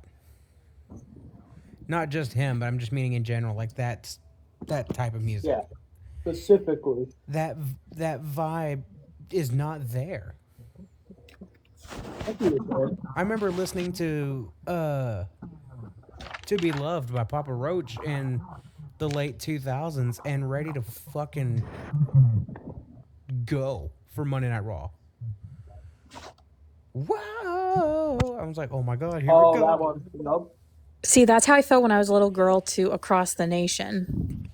Oh, that one's just the same for me. It's like those 2 songs right there are the sole reasons like why people would get excited for Raw. It's like that's one of the songs that grabs your attention. It's like, okay, this is to set the pace of what's to be. I'm not gonna lie though, it kind of felt weird whenever the Raw after Vince blew up in that limo, the tribute episode to Redacted. Mm-hmm. I thought he was actually dead. Well, it kind of Like freaked for me out me, at it was first like because I was 10, so I thought it was real. the video pad, the hype package played the show opener with "To Be Loved," and then afterwards it said "In loving memory of Vince McMahon." I was like, "What the fuck?" Oh God, it's gotta be dead. It was weird because that happened, and then it showed the you know in loving memory whatever, and then Vince is standing there in the ring. Tonight we pay tribute. It's like, wait, what the Yeah, fuck is this? like in real time, that's got to be trippy. Well, like when I was younger, like when I first started like religiously watching wrestling, the theme songs for both shows was that Everybody on the Ground, which was that like soundbite SmackDown theme song, like the first one, which a lot of people, some people don't like modern day kids don't like, but back then it was like the coolest kind of sound I ever heard. I was like, this sounds very abstract. And then it became The Beautiful People by Marilyn Manson, and that got me hooked. Like that got me hyped. I was like a 5-year-old. And then on Raw, the first theme song was it had two different theme songs. So it would open up with the video package to Thorn in Your Eye, and then it would go into an instrumental of We're All Together Now. And that is by Anthrax, by the way. But it's like I fucking love Anthrax. The band TikTok. Flip. it's a band TikTok. It's a band. Band And I'm getting banned. Musical musical group. But I love that instrumental. I like it going to Thorn in Your Eye, and then it goes right into the instrumental with like the pyrotechnics, and it's just like I just remember that. And then Across the Nation happened after they did the brand split. And I'm like, whoa, this song's amazing. And I just couldn't wait to hear it like every day at like 8:00, 8 or 9:00, whenever it was. What's funny, and then we'll go into your segment, Hannah, is Union Underground is not a band I really care for. Because outside of that, everything kind of blends together and sounds the same. But Across the Nation, as many of us can relate, is kind of the soundtrack of our childhood with wrestling. Yeah. I mean, Macaulay Culkin got a pop to it. Oh, yeah. Oh. Macaulay Culkin got the biggest pop of the Raw debut on Netflix, but Yeah, and my favorite Christmas movie is Home Alone, so there you go. Macaulay Culkin in general for many reasons. I love him in general too, but like to kind of, I mean, I fell in love with him in Home Alone, so. Yeah. But anyway, right. What segment do you have for us this evening? I can't wait. Well, what? I can't wait. I'm excited for your segment. Oh, well, sirs. Tonight it's gonna be. You're welcome, Hannah. Oh God. So I'm gonna give you a list of some wrestlers, and you guys are gonna shut up. You guys are going to guess when their pay-per-view wrestling debut was. Oh my God. Oh, Sure. shit. Yeah. I could do that. Are you ready for the worst quiz that I've been a part of? Not the worst quiz, but the worst ranking for me? Not Performance. like scoring? Yeah. It's been a Same. long fucking day. I'm tired. Excuse me. Rainbow farted. Anyways, are you gentlemen ready? Yes. Born ready. All right. Let me get a tally I scar wake down. up every day and I piss excellence, all right? All right. If you know, you Okay, know. so the first so here's my quiz segment, everybody. So the first wrestler that you're gonna guess where their wrestling WWE pay-per-view debut was. The first superstar is Edge. God. Oh, I'm going to really embarrass myself here. It's same. 97. No, you're not guessing the year. I need a pay-per-view, bud. A pay-per-view? Fuck. Yeah, you're guessing their pay-per-view wrestling debut. You're not just guessing the year. Oh God, I'm not gonna. Oh, this is gonna be bad. A year I can maybe guess right. Do you want me to say the pay-per-view name and the year? If you can. Was it in your house? Guys, I'm not that great with what year pay-per-views happened. Well, if you can try to give me a pay-per-view, as I care more about the name, but I'll give you like a half a point for like if you get the actual year right, but the point really comes from the pay-per-view. Remember, I'll let you go first, big dog. I'm just gonna stick with the in your house of which one? It's a great question. Fuck. That's what I would like to know. I don't know. Yeah, you have stumped here, Anna. This is very difficult. Brayden, do you have a guess? I can't say I do. Bad Blood. It was not Bad Blood. Rambo? Oh God. We're back to trivia games. I go back and forth between making you guys think and making you guys just fantasy. Unforgiven. It was not Unforgiven. So Great. Edge's WWE pay-per-view debut was a mystery tag team partner for Sable against Mark Marrow and Jacqueline at SummerSlam 1998. That was Edge's introduction into wrestling. Well, that's great. I'll add that to the memory bank. All right. The next superstar is Lita.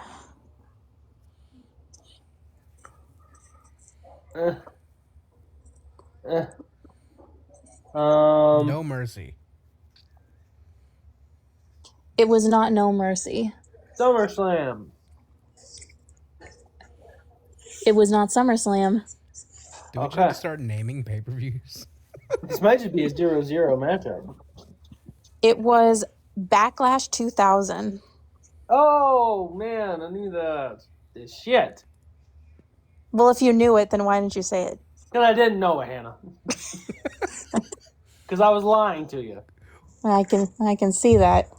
We're gonna anyway. end up getting another Brayden crash out. Okay, the next one is CM Punk. This one I can work with a little better.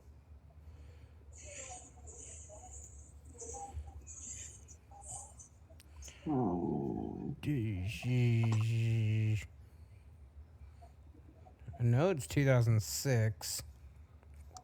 Right, would it be a ECW pay-per-view?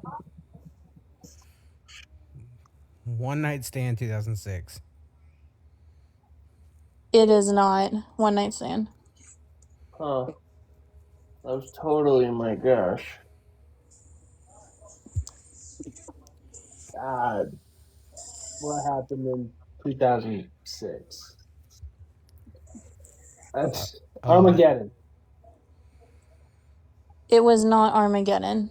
Dang. He was a part of Team DX at Survivor Series 2006. Damn. That was his pay-per-view debut? Yeah, Survivor Series 2. So this is funny. This is how ironic this is. So you guys know that Punk and Lita dated at one point, right? Yep. Do you know what's funny is ironic? That Lita's retirement match in 2006 was the same pay-per-view where CM Punk's debut was. So when Lita initially retired in 2006, her last match was against Mickie James at Survivor Series 2006. And then CM Punk's debut main roster pay-per-view was Survivor Series 2006. What's bad is I almost said December to Dismember, but I knew that wasn't it. I did almost say that because that's what came to my head for ECW pay-per-views. That's funny. All right. This is going to be a Alrighty. 0-0 game, like you said. Close game.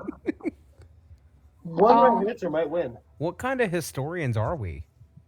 I know, we suck. Well, I'm more of the historian. It looks like. Yeah, let's go. Yeah, read the names and answers off that paper. Okay. The next guy is Eddie Guerrero.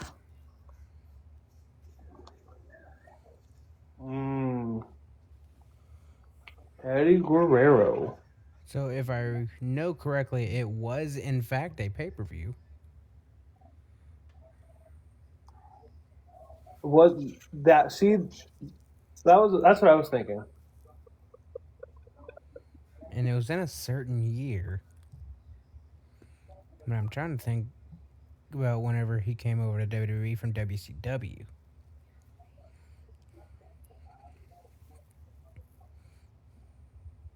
That is when I would assume it happened.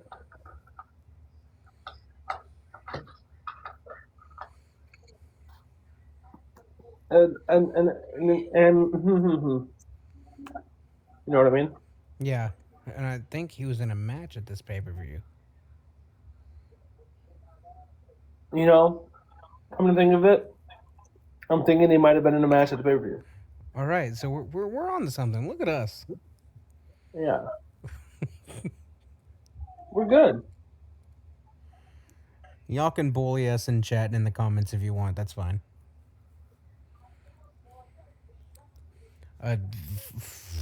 Fuck, I don't know. SummerSlam. It was not SummerSlam. Of course it Dang, was. that was my guess. I was gonna go SummerSlam as well. So if I have to pivot, I will go. Rambo, what should I do? Just think of an Eddie Guerrero match that happened at a pay-per-view, but his first one. Yeah, yes, but the first one. But I have to think of a pay-per-view from that year. No Way Out. It was not No Way Out, but it's close. No Way In. Many Ways Out. Oh my gosh. So his first was at no. No Mercy. Backlash.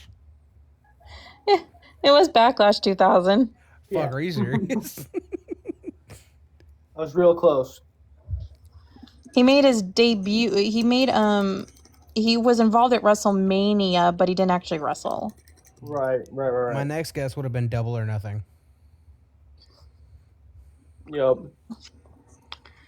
I was thinking Surrender. Okay. The next person we have is Chris Jericho.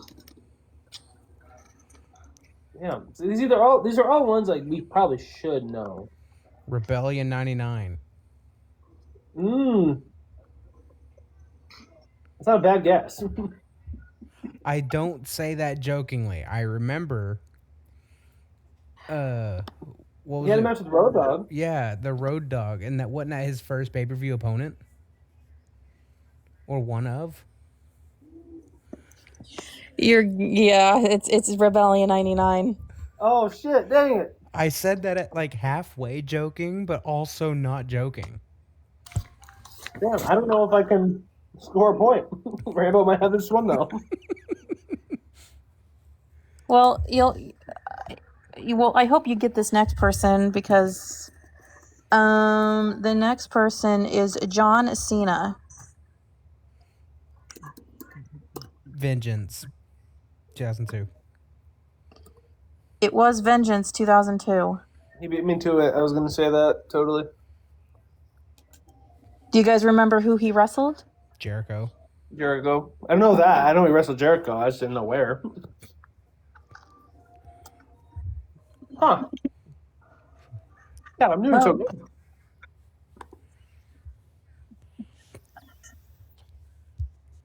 Okay, the Based next off of our person we score, have. I'm pretty sure Braden and I need to retire from this podcast. Jesus. No. My last episode, guys. Okay, the next wrestler we have It's about to be is. Squared Circle Hannah. I need you guys. I can't do this by myself. Okay, the next wrestler, Batista.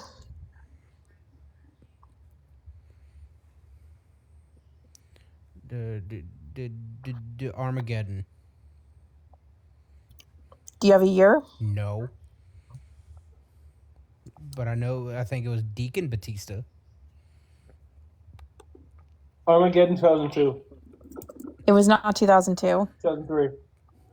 Armageddon 2003. Do I get the point? Yes. Oh! I'll take it. Was he Deacon Batista, or was he like starting to kind of build his own identity? He just went by Batista then. I gotcha. Because he was I think Evolution kind of just started. I didn't know if he was still with Devon. Fire gimmick. Bro looked actually kind of scary for that, like with the big briefcase and the chain. Well, he also is kind of scary. Like, bro looked batshit. Batshit Batista. Ooh. That should have been a gimmick. I actually I kind of like that.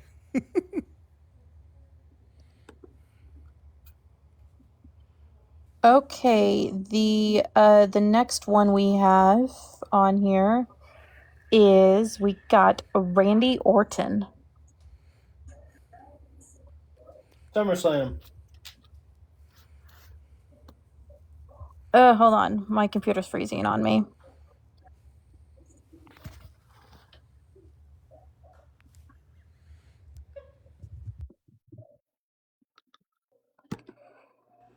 Sometimes my Wi-Fi kicks in around this time, like it glitches. So just give me a second. Go ahead and assume I was right. I'm not answering until I know if Braden's right or not.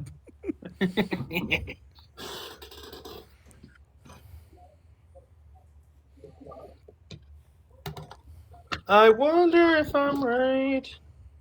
I'm feeling dead noise while Hannah's Wi-Fi takes a shit. Oh, It's like rain on your wedding day. You realize when you already pick. Sorry. Oh, that was beautiful, Rumbo. I've been called the songbird of my generation. By people who have heard me. That good. I would never have thought you surrounded yourself by liars. You'll be surprised, bud. Okay. So, he. What did you say? What did you say? I'm so sorry. SummerSlam. Do you have a year? 2003. It was SummerSlam 2003. Oh, I'm the best. So we are 2-2. Yes, you are. Just like that, brother. I'm back in this bitch. Oh my God. You guys are both ridiculous. Oh, by the way, Braden, I have the clip from last episode. One of the clips of you as the text tone from whenever you text. And it's just you saying, yeah, it's not funny, dickhead. All right, the next superstar we have. That's funny. The next superstar we have, Rey Mysterio. Shoot. I don't even know when he came over.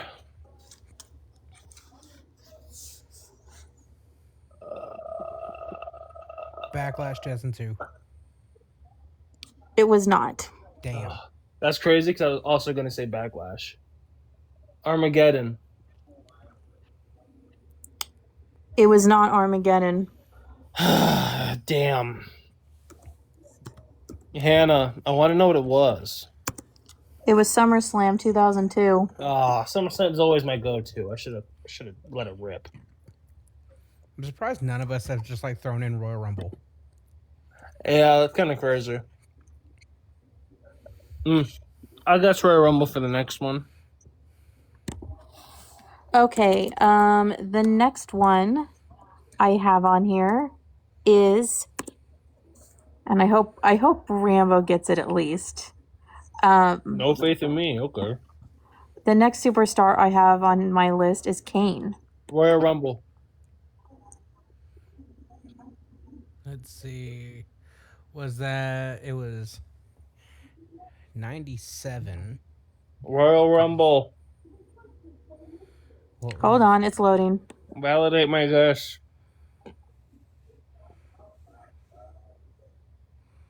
Was he in the Royal Rumble of 98?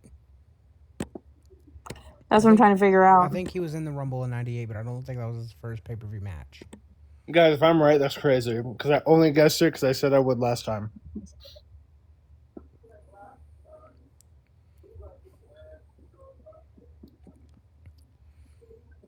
Because I think it shows here he wasn't in the Royal Rumble. Okay, I didn't. Well, damn, I tried. Because if I'm not mistaken, I think his first pay-per-view match was against... Was it against Vader? No.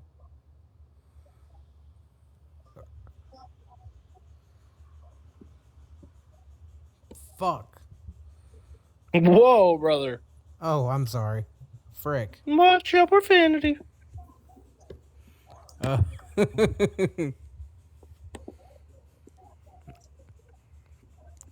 don't think Armageddon was around that early.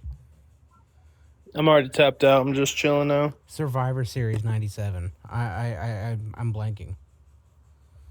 Hold on. Hannah's also blanking. She has the answer. No, it's just because No, her I have Wi-Fi's this. blanking. My Wi-Fi is being stupid. It's like freezing. I blame it on you. So first, Rambo has tech issues. Before we start, and I'm having tech issues. So I apologize to our viewers because I had these all on like a spreadsheet, and my My spreadsheet's tech not has loading. 0 issues. Shout out my tech. Okay. Oh, I have good technology. Tech. Suck it, dickhead.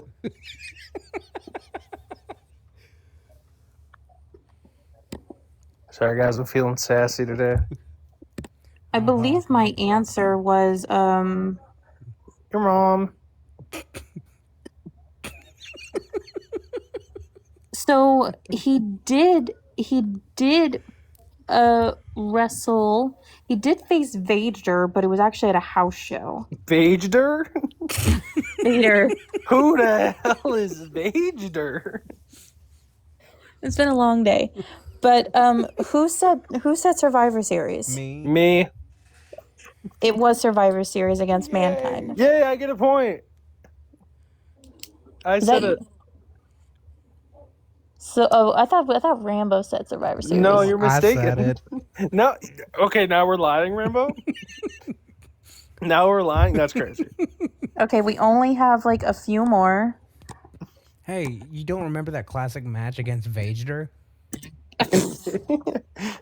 But yes, Rambo has a point, guys. I lied. I'm sorry. I'm desperate. Okay. Vader. Kane versus Vader. Okay, the next person What I kind have of on Dusseldorf, here. Germany match is that? Vader. This match happened in Auschwitz. Hell yeah. The next one we have is Triple H. SummerSlam 96. Got the wrong year, but the pay-per-view's right. 97. Wrong. 95. 95, yes. Boom. Loser. You're not funny, dickhead.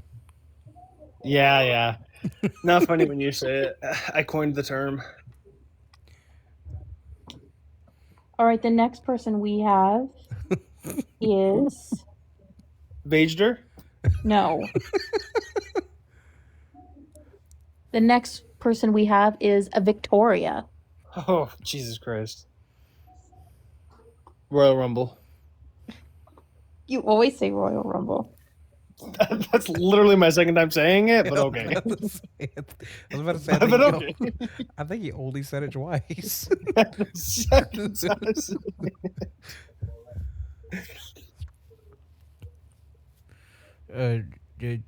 Backlash. It is not Backlash. Hannah, what was the answer? Oh, was Royal Rumble your legit answer? No, of course not. I thought you were kidding. I thought you were giving me shit. Yeah, no, I was totally joking. Because my real answer is a different pay-per-view that I have in mind. I'm going to go SummerSlam. It is not SummerSlam. Because that wasn't my real answer either. Listen.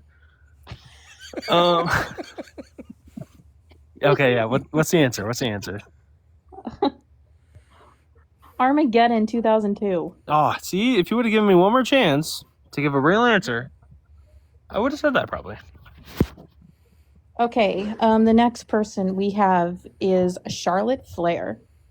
Let me get my thinking cap on. Battleground 2015. Yes, Battleground 2015. Fucker, because that's what I was gonna say. Good job. You beat me to it. Yeah, I did. Okay. we are 4-3, and we have 5 people left. Jesus, okay. Hold on, can you repeat that score one more time? We got 4-3. And who's ahead? Probably. According to my score, it's Brayden by 1. Yeah. No way, bro is taunting mid-match right now. Because the year matters in getting the point. Uh-huh. The year is key. Mm-hmm. Okay, the next person we also have is a Bailey. Oh, I know this. Rambo, don't even talk. Don't even talk. Because I know. Okay, if you know, tell me. I have to think. Give me a second, please. But I know. Hey, Bailey. Ooh, I want to know. Clash of Champions 2016. It is not Clash of Champions. I know the color scheme. I know the... okay, Rambo, get the point. Battleground 2016, because she was Sasha Banks' mystery tag team partner. Yep. Yeah, that was that Battleground. I could have sworn that it was like some sort of red scheme. Fuck me. All right, so we're 4-4, and we got 4 more. 4 by 4. Yeah. 4 for 4 at Wendy's. What? Foul. Dude, I hated selling those when I worked there. I was so over the 4 for 4. Obviously. Foul. Not so Slim Shady over here. Okay, the next one we have is AJ Lee.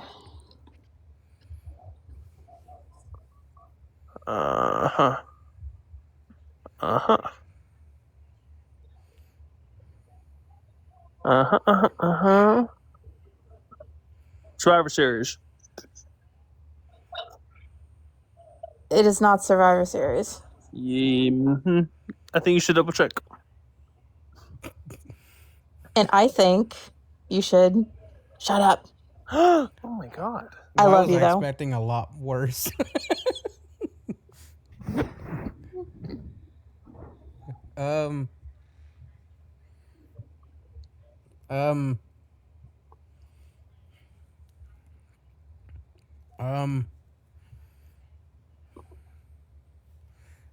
Let's see. I know it was a pay-per-view.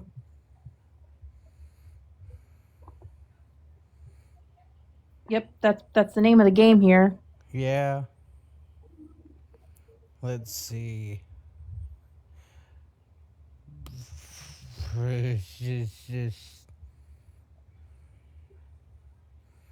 I'm trying to think of pay-per-views of like 2012.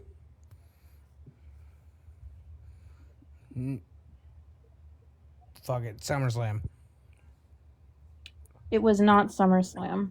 I didn't think so.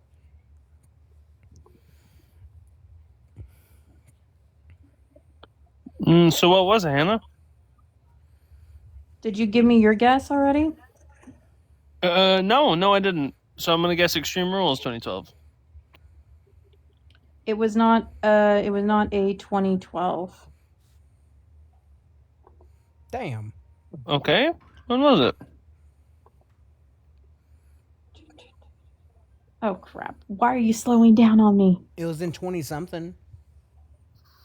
It was 2013 though. She didn't wrestle on a pay-per-view at all in 2012? No, she was too involved with the kissing of the guys. I still feel like they could warrant a match. She did not wrestle until 2013 pay-per-view wise. I said Extreme Rules, dickhead. 2013. I didn't specify the year when I said it. She just told me, Brayden, you're wrong. Brayden, you're wrong. You know, we're a very dysfunctional tag team unit. We need Dr. Shelby. We're just a dysfunctional group. Yeah, it's the best. Hold on. Okay, it's almost loading. It's almost loading.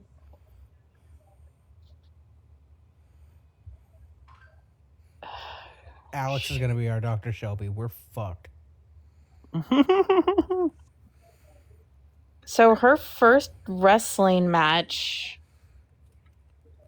was the one where she actually won the Divas title, was Payback 2013.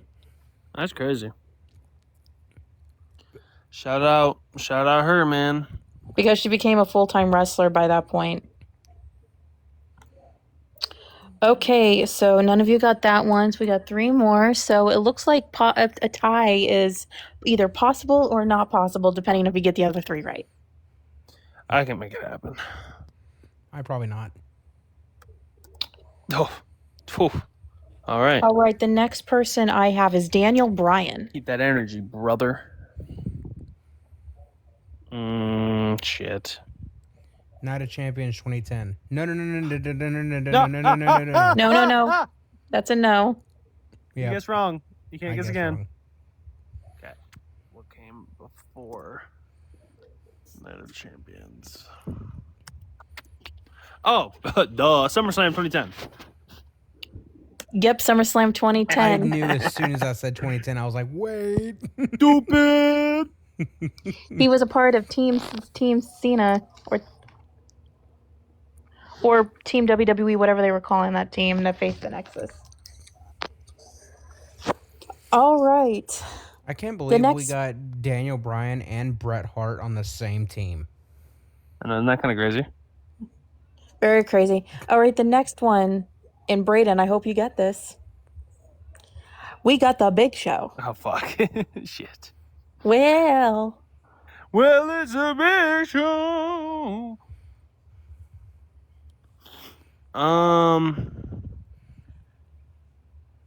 WrestleMania 99. it is not. Damn. Okay, so I'm going to take that and rebuttal with Royal Rumble. It is not Royal Rumble. Okay. So I'm the biggest phony here. You're not a phony. Well, I'm just kidding. Whoa! It was actually St. Valentine's Day Massacre 99. Yup. That was my second guess. God damn it. I thought you were meaning like legit match that he was like contested in, not just interfered in. Yeah, you said match.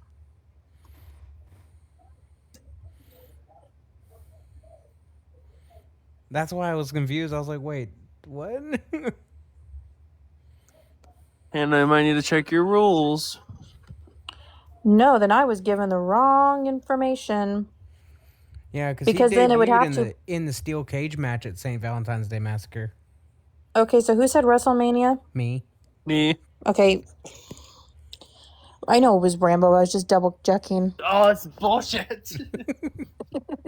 Okay, so you're both are 5-5, and we got one more. So either you guys get this, or I'll have to go to my tiebreaker. I'm taking cake, brother. Okay. Who the next person is the next person is Ric Flair. Jesus. Royal Rumble. You're always saying Royal Rumble. God, were TVs around that then? And remember, this is a WWE pay-per-view debut match. SummerSlam, I don't fucking know. 90. It was not SummerSlam. It was not 90. Well, damn. Okay. So let's rebuttal and go Survivor Series 92. No, because he won the 92 Royal Rumble, and that came before Survivor Series. Well, I meant 90 as well. Like 92. You just said. You do realize the Royal Rumble comes before Survivor Series by like 10 months, right? Well, yes. No, I'm not saying the year 92. I'm saying 90 as well, because Rambo also guessed 90. Okay, but I told him that it wasn't Royal Rumble and it wasn't 90. Okay, well, you didn't let me finish. I was going to say 91 instead. Is Survivor Series 91 your official answer? It sure is. You're right. It was Survivor Series 91. No, I'm him. I'm him. I'm him. I'm him. I'm the undisputed GOAT. So the official score is 6-5. Yeah. Yes, I could remember when you taught him in match. Oh, it was 4-3, huh? You're big and bad, huh? Who's the GOAT? Rambo looks like he's double checking because he looks like he hates. No, I'm not. I'm not fact checking nothing. But holy shit! Yeah, because I'm undisputed, brother. Be real. Did you like know that, or did you just straight just like? That was straight up my butthole, dude. That was a straight out of the butt answer. And that was a guess which WWE wrestling pay-per-view by the wrestler. Thank you for joining me on my quiz segment of the week so far, and I will see you on the flip-flop and scene. Yeah. Now, do you have a closing segment, Rambo? Braden, if I may, I might take a page out of your book. I'm gonna try to test y'all with a name deal. I love that. Oh, with the don't name but I name? Yeah. Let's run around, brother. All right. Give me like 2 minutes to get some. Alex said we can make a soundboard of all of Braden's craziest phases. I'm actually in the Phrases. process of that. That's so funny. I think that one was one of my hardest quizzes I've given you guys. Yeah, that was really difficult, but guess who won? The best ever. Not one of. The best ever to do it, Braden. Braden Ball. Braden Ball from small town Michigan, representing on the big stage, baby. So I'll make Saturday's quiz a lot less hard. To be nice. Thank you. It's like we haven't done any trivia in a while, so I thought I'd go trivia this week. That made my brain hurt. I know which one made your guys' brains hurt. If I remember, the Wrestling Connections one really tripped you guys up. Well, it took us like 3 or 4 different fucking questions to finally get a point. We were just like, this is gonna be a nothing game. But then, guess who snaps off? The GOAT. All right. I'm just gonna go off the cuff with these, so hopefully I can. Yeah, mine was super planned out. All right. Name any Royal Rumble winner. In 3, 2, 1. Undertaker. Big John Studd. Okay, y'all are safe. Mine was Shawn Michaels. You know, and again, and and this happened, and again. That's how he sounds like in interviews. All right. I'm not making fun of him. I love him. He's my second favorite wrestler behind Punk, but like that's how he sounds in interviews. Name. Let's see. This is gonna be a little bit trickier. Name any women's world champion. In 3, 2, 1. Rhea. Carmella. Okay. Wait. Did you mean women's world champion, like all-time world champ, or just like the current version? The current world champ. Okay. Can we restart, please? Yeah. 3. Okay. I'm still 2, saying Rhea. 1. Rhea. Bianca. Okay. I was gonna say Io Sky. Good. I almost said that. That's scary. Yeah, this is obviously it's just gonna be random shit. Because Yeah, I was too high off of cuff. the last dub. I wasn't thinking straight.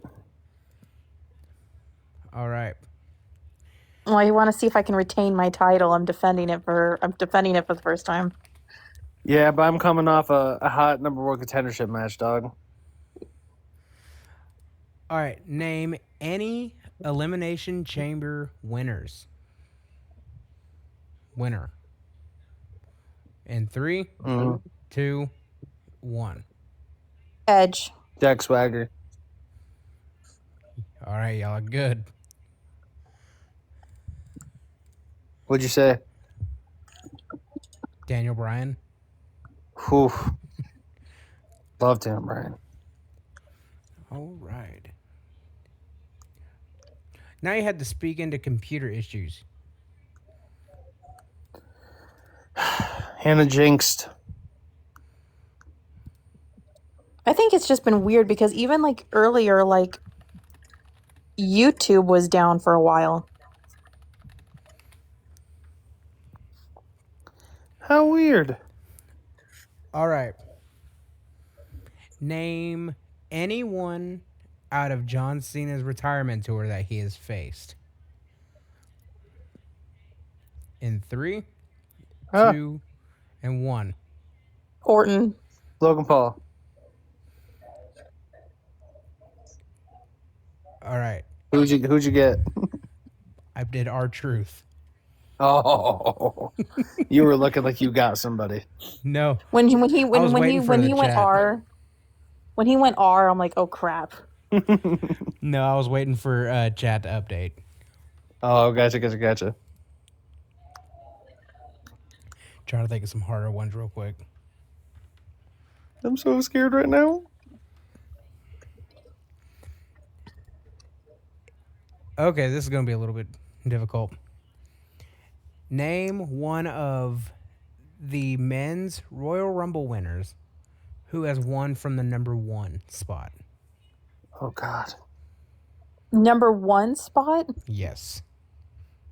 Oh, oh my God, I have to remember all the people that have entered in at number 1. I'll give it just another couple seconds. Got mine. Gonna hope it's right. There's not a lot. Nope. It's getting harder.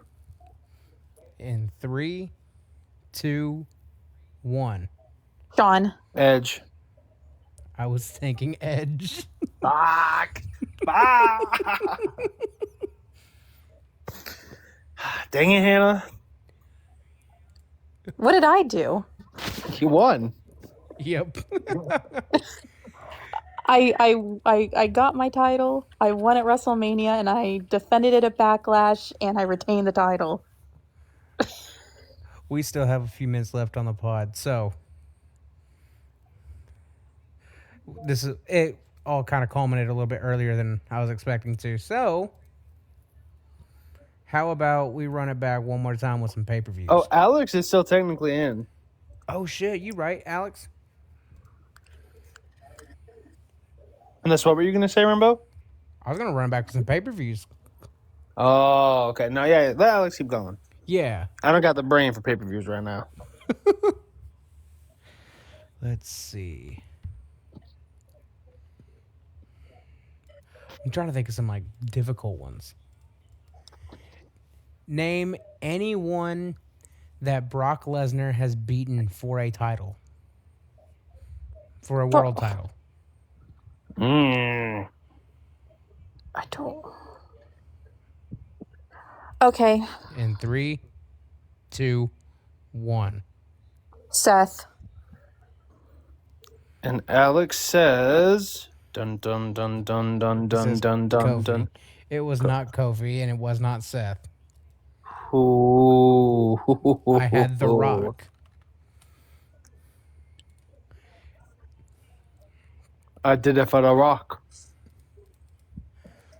All right.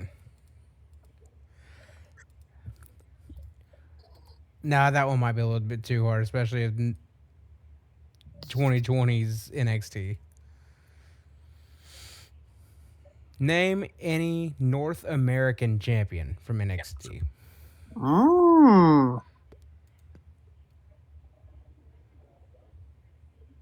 I did 3, 2, 1. Yep, I was about to do that in 3, 2, 1. Adam Cole.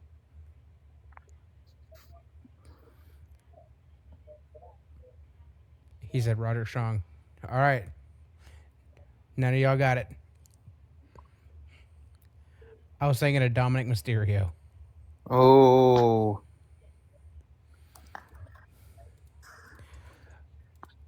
Let's see.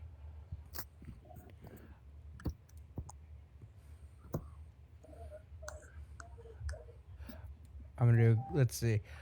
Yeah, coming up with this off the cusp, I'm like trying to figure out which ones I should do, which ones I shouldn't do. Yeah, mine was very planned ahead.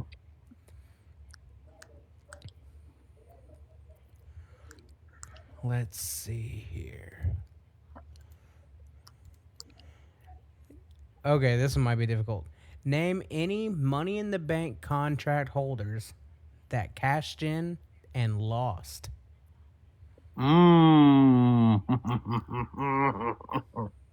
Okay. In 3, 2, 1. Drew McIntyre. I'm sorry, Hannah. Oh, shit. I was thinking Drew. Alex is the winner. Alex said Austin Theory. I should have went with... I was going to say Damian Sandow, and I should have just said that one.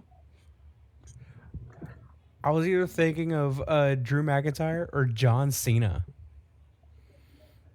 There's so many others, too. There's Drew, there's Cena, and then there's Austin Theory, there's Damian Sandow. The GOAT. Who else? Is that it? I think there's more. Oh, I want to say that might be it. Let's see. Casino was the first, then Sandow. Corbin is one. Low-key, I forget he was even Money in the Bank. I know, it could have been really huge.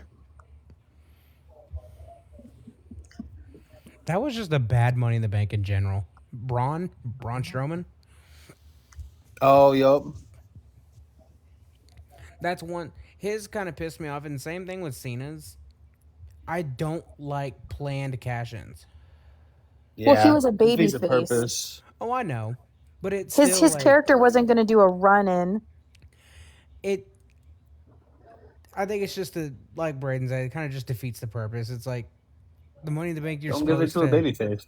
have that like surprise factor to it. Well, that's the problem. Like with like the entire character stuff and everything making sense. Don't have a person win Money in the Bank where it's out of their character to do something like that. John Cena had no business winning Money in the Bank because his character would not do a run-in when somebody's down and capitalize. That's not John. And so it's like, give it to somebody that would possibly do that. Like, the only pre-announced cash-in that I was okay with was Rob Van Dam. Yeah, that was a lot different. Other than that, like the pre-announced shit was insane. I don't that like money it. in that Money in the Bank that John won. Who were the other competitors in that one? Miz, Big Show, Jericho. See, you can kind of see Kane. blue. Oh shush. Oh my god. Not Yeah, you, Miz, Big Show, fucking- Jericho, Kane. Is that it? Yeah. Miz, Big Show, Jericho, Kane. So I think that year I would have given it to Jericho. For sure. Because he would have done it. He would have done a run-in. No sweat. Miz was not in that one. Are you for sure? 2012 Money in the Bank ladder match. It was John Cena, Kane, Jericho, Big Show. Swear it was 5. Nope, I do not. Miz was not a part of this. Who did Miz face at that pay-per-view? Hold on, I'm fact-checking it more because that might be wrong. Okay, he was. Looks like he was added last. Yeah. Yeah, and because he was added late into the match after like the graphics were already put out there. Then he was added. So that's wasn't that Money in the Bank that weird one where it's like they had the different colored ones? I think like the blue one was for the world heavyweight and the red one was for like, and then you had to be former champions of certain. Like you had to be a former WWE champion to compete in the WWE Championship Money in the Bank, and then you had to be a former world champion to compete for the world heavyweight title briefcase. I remember that stipulation, and that's why there wasn't that many people in that one. Yeah, and they also did that for the 2013 one, where it's all like former world champions. That I don't like that one. I actually I liked this how stacked it was. The match itself wasn't that great.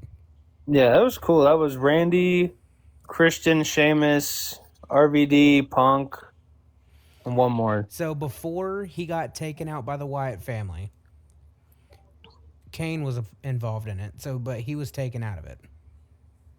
Yeah. So it was Daniel Bryan, CM Punk, Randy Orton, Sheamus, Christian, RVD. Bryan's the one I forgot. But I didn't like that because like what I haven't liked about Money in the Bank recently, except for the women, because I think they're doing it right with the girls. It's just like the Money in the Bank briefcase, kind of like how King of the Ring used to. It's meant to elevate. Yeah. And in my opinion, you shouldn't be a former world champion winning Money in the Bank. Agreed. It's not the way it was intended to work in the first place. No, I still think the WrestleMania 23 Money in the Bank ladder match had the most stacked. Oh, yeah, because that had... Let me see if I can guess. 23 had Punk, Matt, Jeff, King Booker... hold on. Randy, Edge, and Mr. Kennedy, right? No, Finley. Yep, that's it. Did I get them all? Yep. Oh, I did not expect. I thought I would mess one up. Yeah, that's a pretty stacked one. I don't think you can get much better than that one. But then I also liked 24s. Oh, me too. Braden, can you name all the members of the first Money in the Bank ladder match? I promise you I cannot. You might. Edge, Jericho, Shelton, Yep. Christian. Yep. How many more? 2. Oh my god. Can I? That's a good question. Maybe I can. What year again? 2005. 2005. RVD? Nope. Shit. Kane? Yep.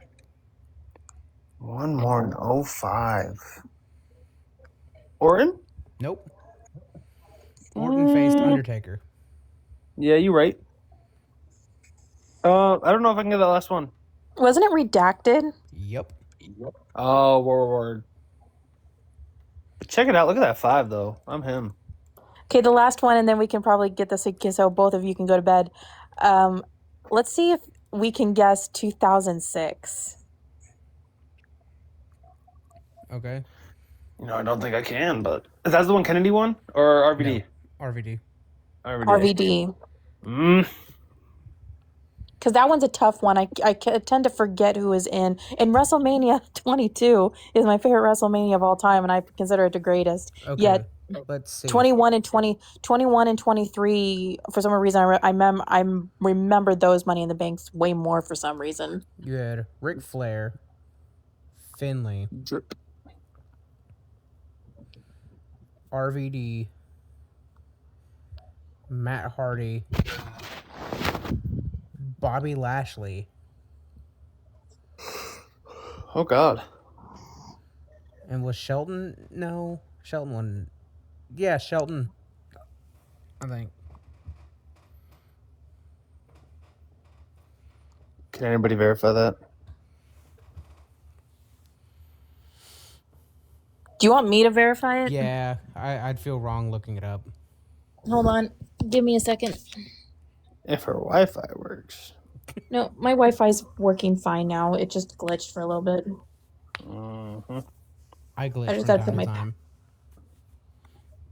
Okay. WrestleMania 22 Money in the Bank ladder match contestants.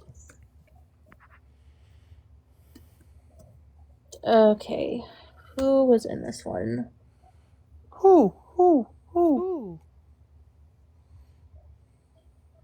Let me go to the match card. Let me go to SmackDown Hotel website. It's a fire one. Yeah, it will show me. Oh, for sure. For sure.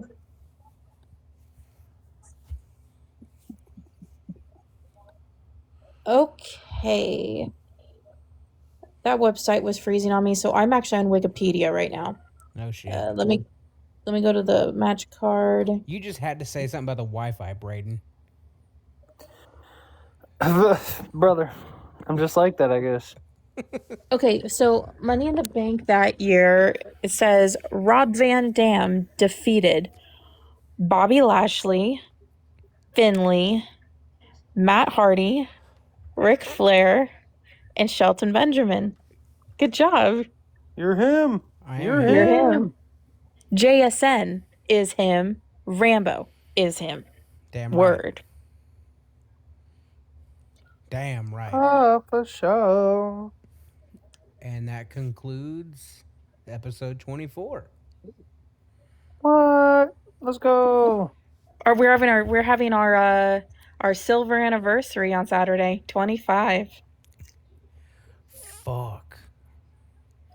We gotta Just do about something 25 special. weeks straight. Well, it's not been 25 weeks because some Cool. episodes have been twice. Yeah. But we started in October, I think. I don't math. I don't math. Yeah, either end of September or sometime in October. It's one of the October first few 7th episodes of my birthday. Was our first one. Yeah, What? October 7th. And I think Braden got his ass whooped on his birthday. Yeah. I don't But wanna then talk about it. but then I was a nice person and I sang to him happy birthday. Hey, he sang for your birthday. I did. know. A beautiful rendition. Very beautiful. I need to put that on my gym playlist. JD says, quickly, would like to hear thoughts on Javon Evans winning. We touched on it earlier, but I think we were all happy with it. It was the right call. It was the right call. I think because Dominik is a double champion, it would have been stupid, even though I love Dom. And then Gunther would have just been the most predictable, boring way they could have gone. So Javon Evans is actually going to do a lot of great things in that chamber. I want to see some 2011 John Morrison type shit. I want to see some Evan Bourne type shit. I want to see him hit an OG cutter off the top of the pod. Please. Oh, my God. I also want him to do imagine him also doing some Royal Rumble Kofi Kingston type shit. I can see that too. But I want to see on this pod. Someone's on and Javon's on this that one. would be do disgusting. The Bravo Americana. Yeah. OG cutter. Oh my god. That'd be disgusting. I want to see him just hanging from the top of the chamber like Morrison did, then hitting an OG cutter. That was insane. Yeah. God, that'd be nasty. Hell yeah. Anything y'all want to leave out before we close this out? I'm the best, and I beat Rambo. Yeah. And I just want to say that I'm also the best because I beat Braden. Well, you weren't doubted like I was. Your back wasn't against the wall. Well, technically, I beat Rambo tonight too. Well, yeah, that's easy at this point. Yeah, who didn't beat Rambo? All right. Anyway, Thanks. but no, we have a very functioning dysfunctional relationship on this podcast. And Yes, we all no, need I we all need a little Dr. Shelby in our lives. Yeah, This is true. I got issues, We all do. but that's not Just for like this pod. just like AJ says, and I'll leave it on a high note. The fight is worth it because you are worth it, and going to therapy is nothing to be ashamed of. I was about to say, I thought for some reason I thought you were about to quote AJ Styles. No, I don't know. I You quote said that I and- quote Queen. I know, but you said that, and the first thing that came up was like, "What are you gonna say? That you're the face that runs the place?" Like, I mean, I could. The house that AJ Styles built. Well, really, you're the face that runs the place because you're really the one that you're the king tech. So oh well, if that's the case. We he's like, wee. No, but really, seriously, because of this, everything on this podcast, will you stop? No, but I want to say this to everybody that's actually listening. I really appreciate how much work you put into this, Rambo. I mean, you're the one that actually edits. You post it on there. We're always on his TikTok page doing that. He's kind of the engine of this car. And Rambo and I are we're the oil and the gasoline that help make it run. So, what does that but leave you Braden don't with tires. No, he and I, one of us is oil, one of us is the gasoline. No, we have to choose which one's which. But I want to be the windshield wiper fluid. Braden's But I'm the just spark saying- plugs. I'm just saying there's no car without no engine, and the engine is Rambo. I'm an army tank with a Ferrari engine. Rambo, you are the GOAT. Damn right I am. Anyway, everybody, we'll catch you on the next one. Bye, guys. Later, taters. See you on Saturday.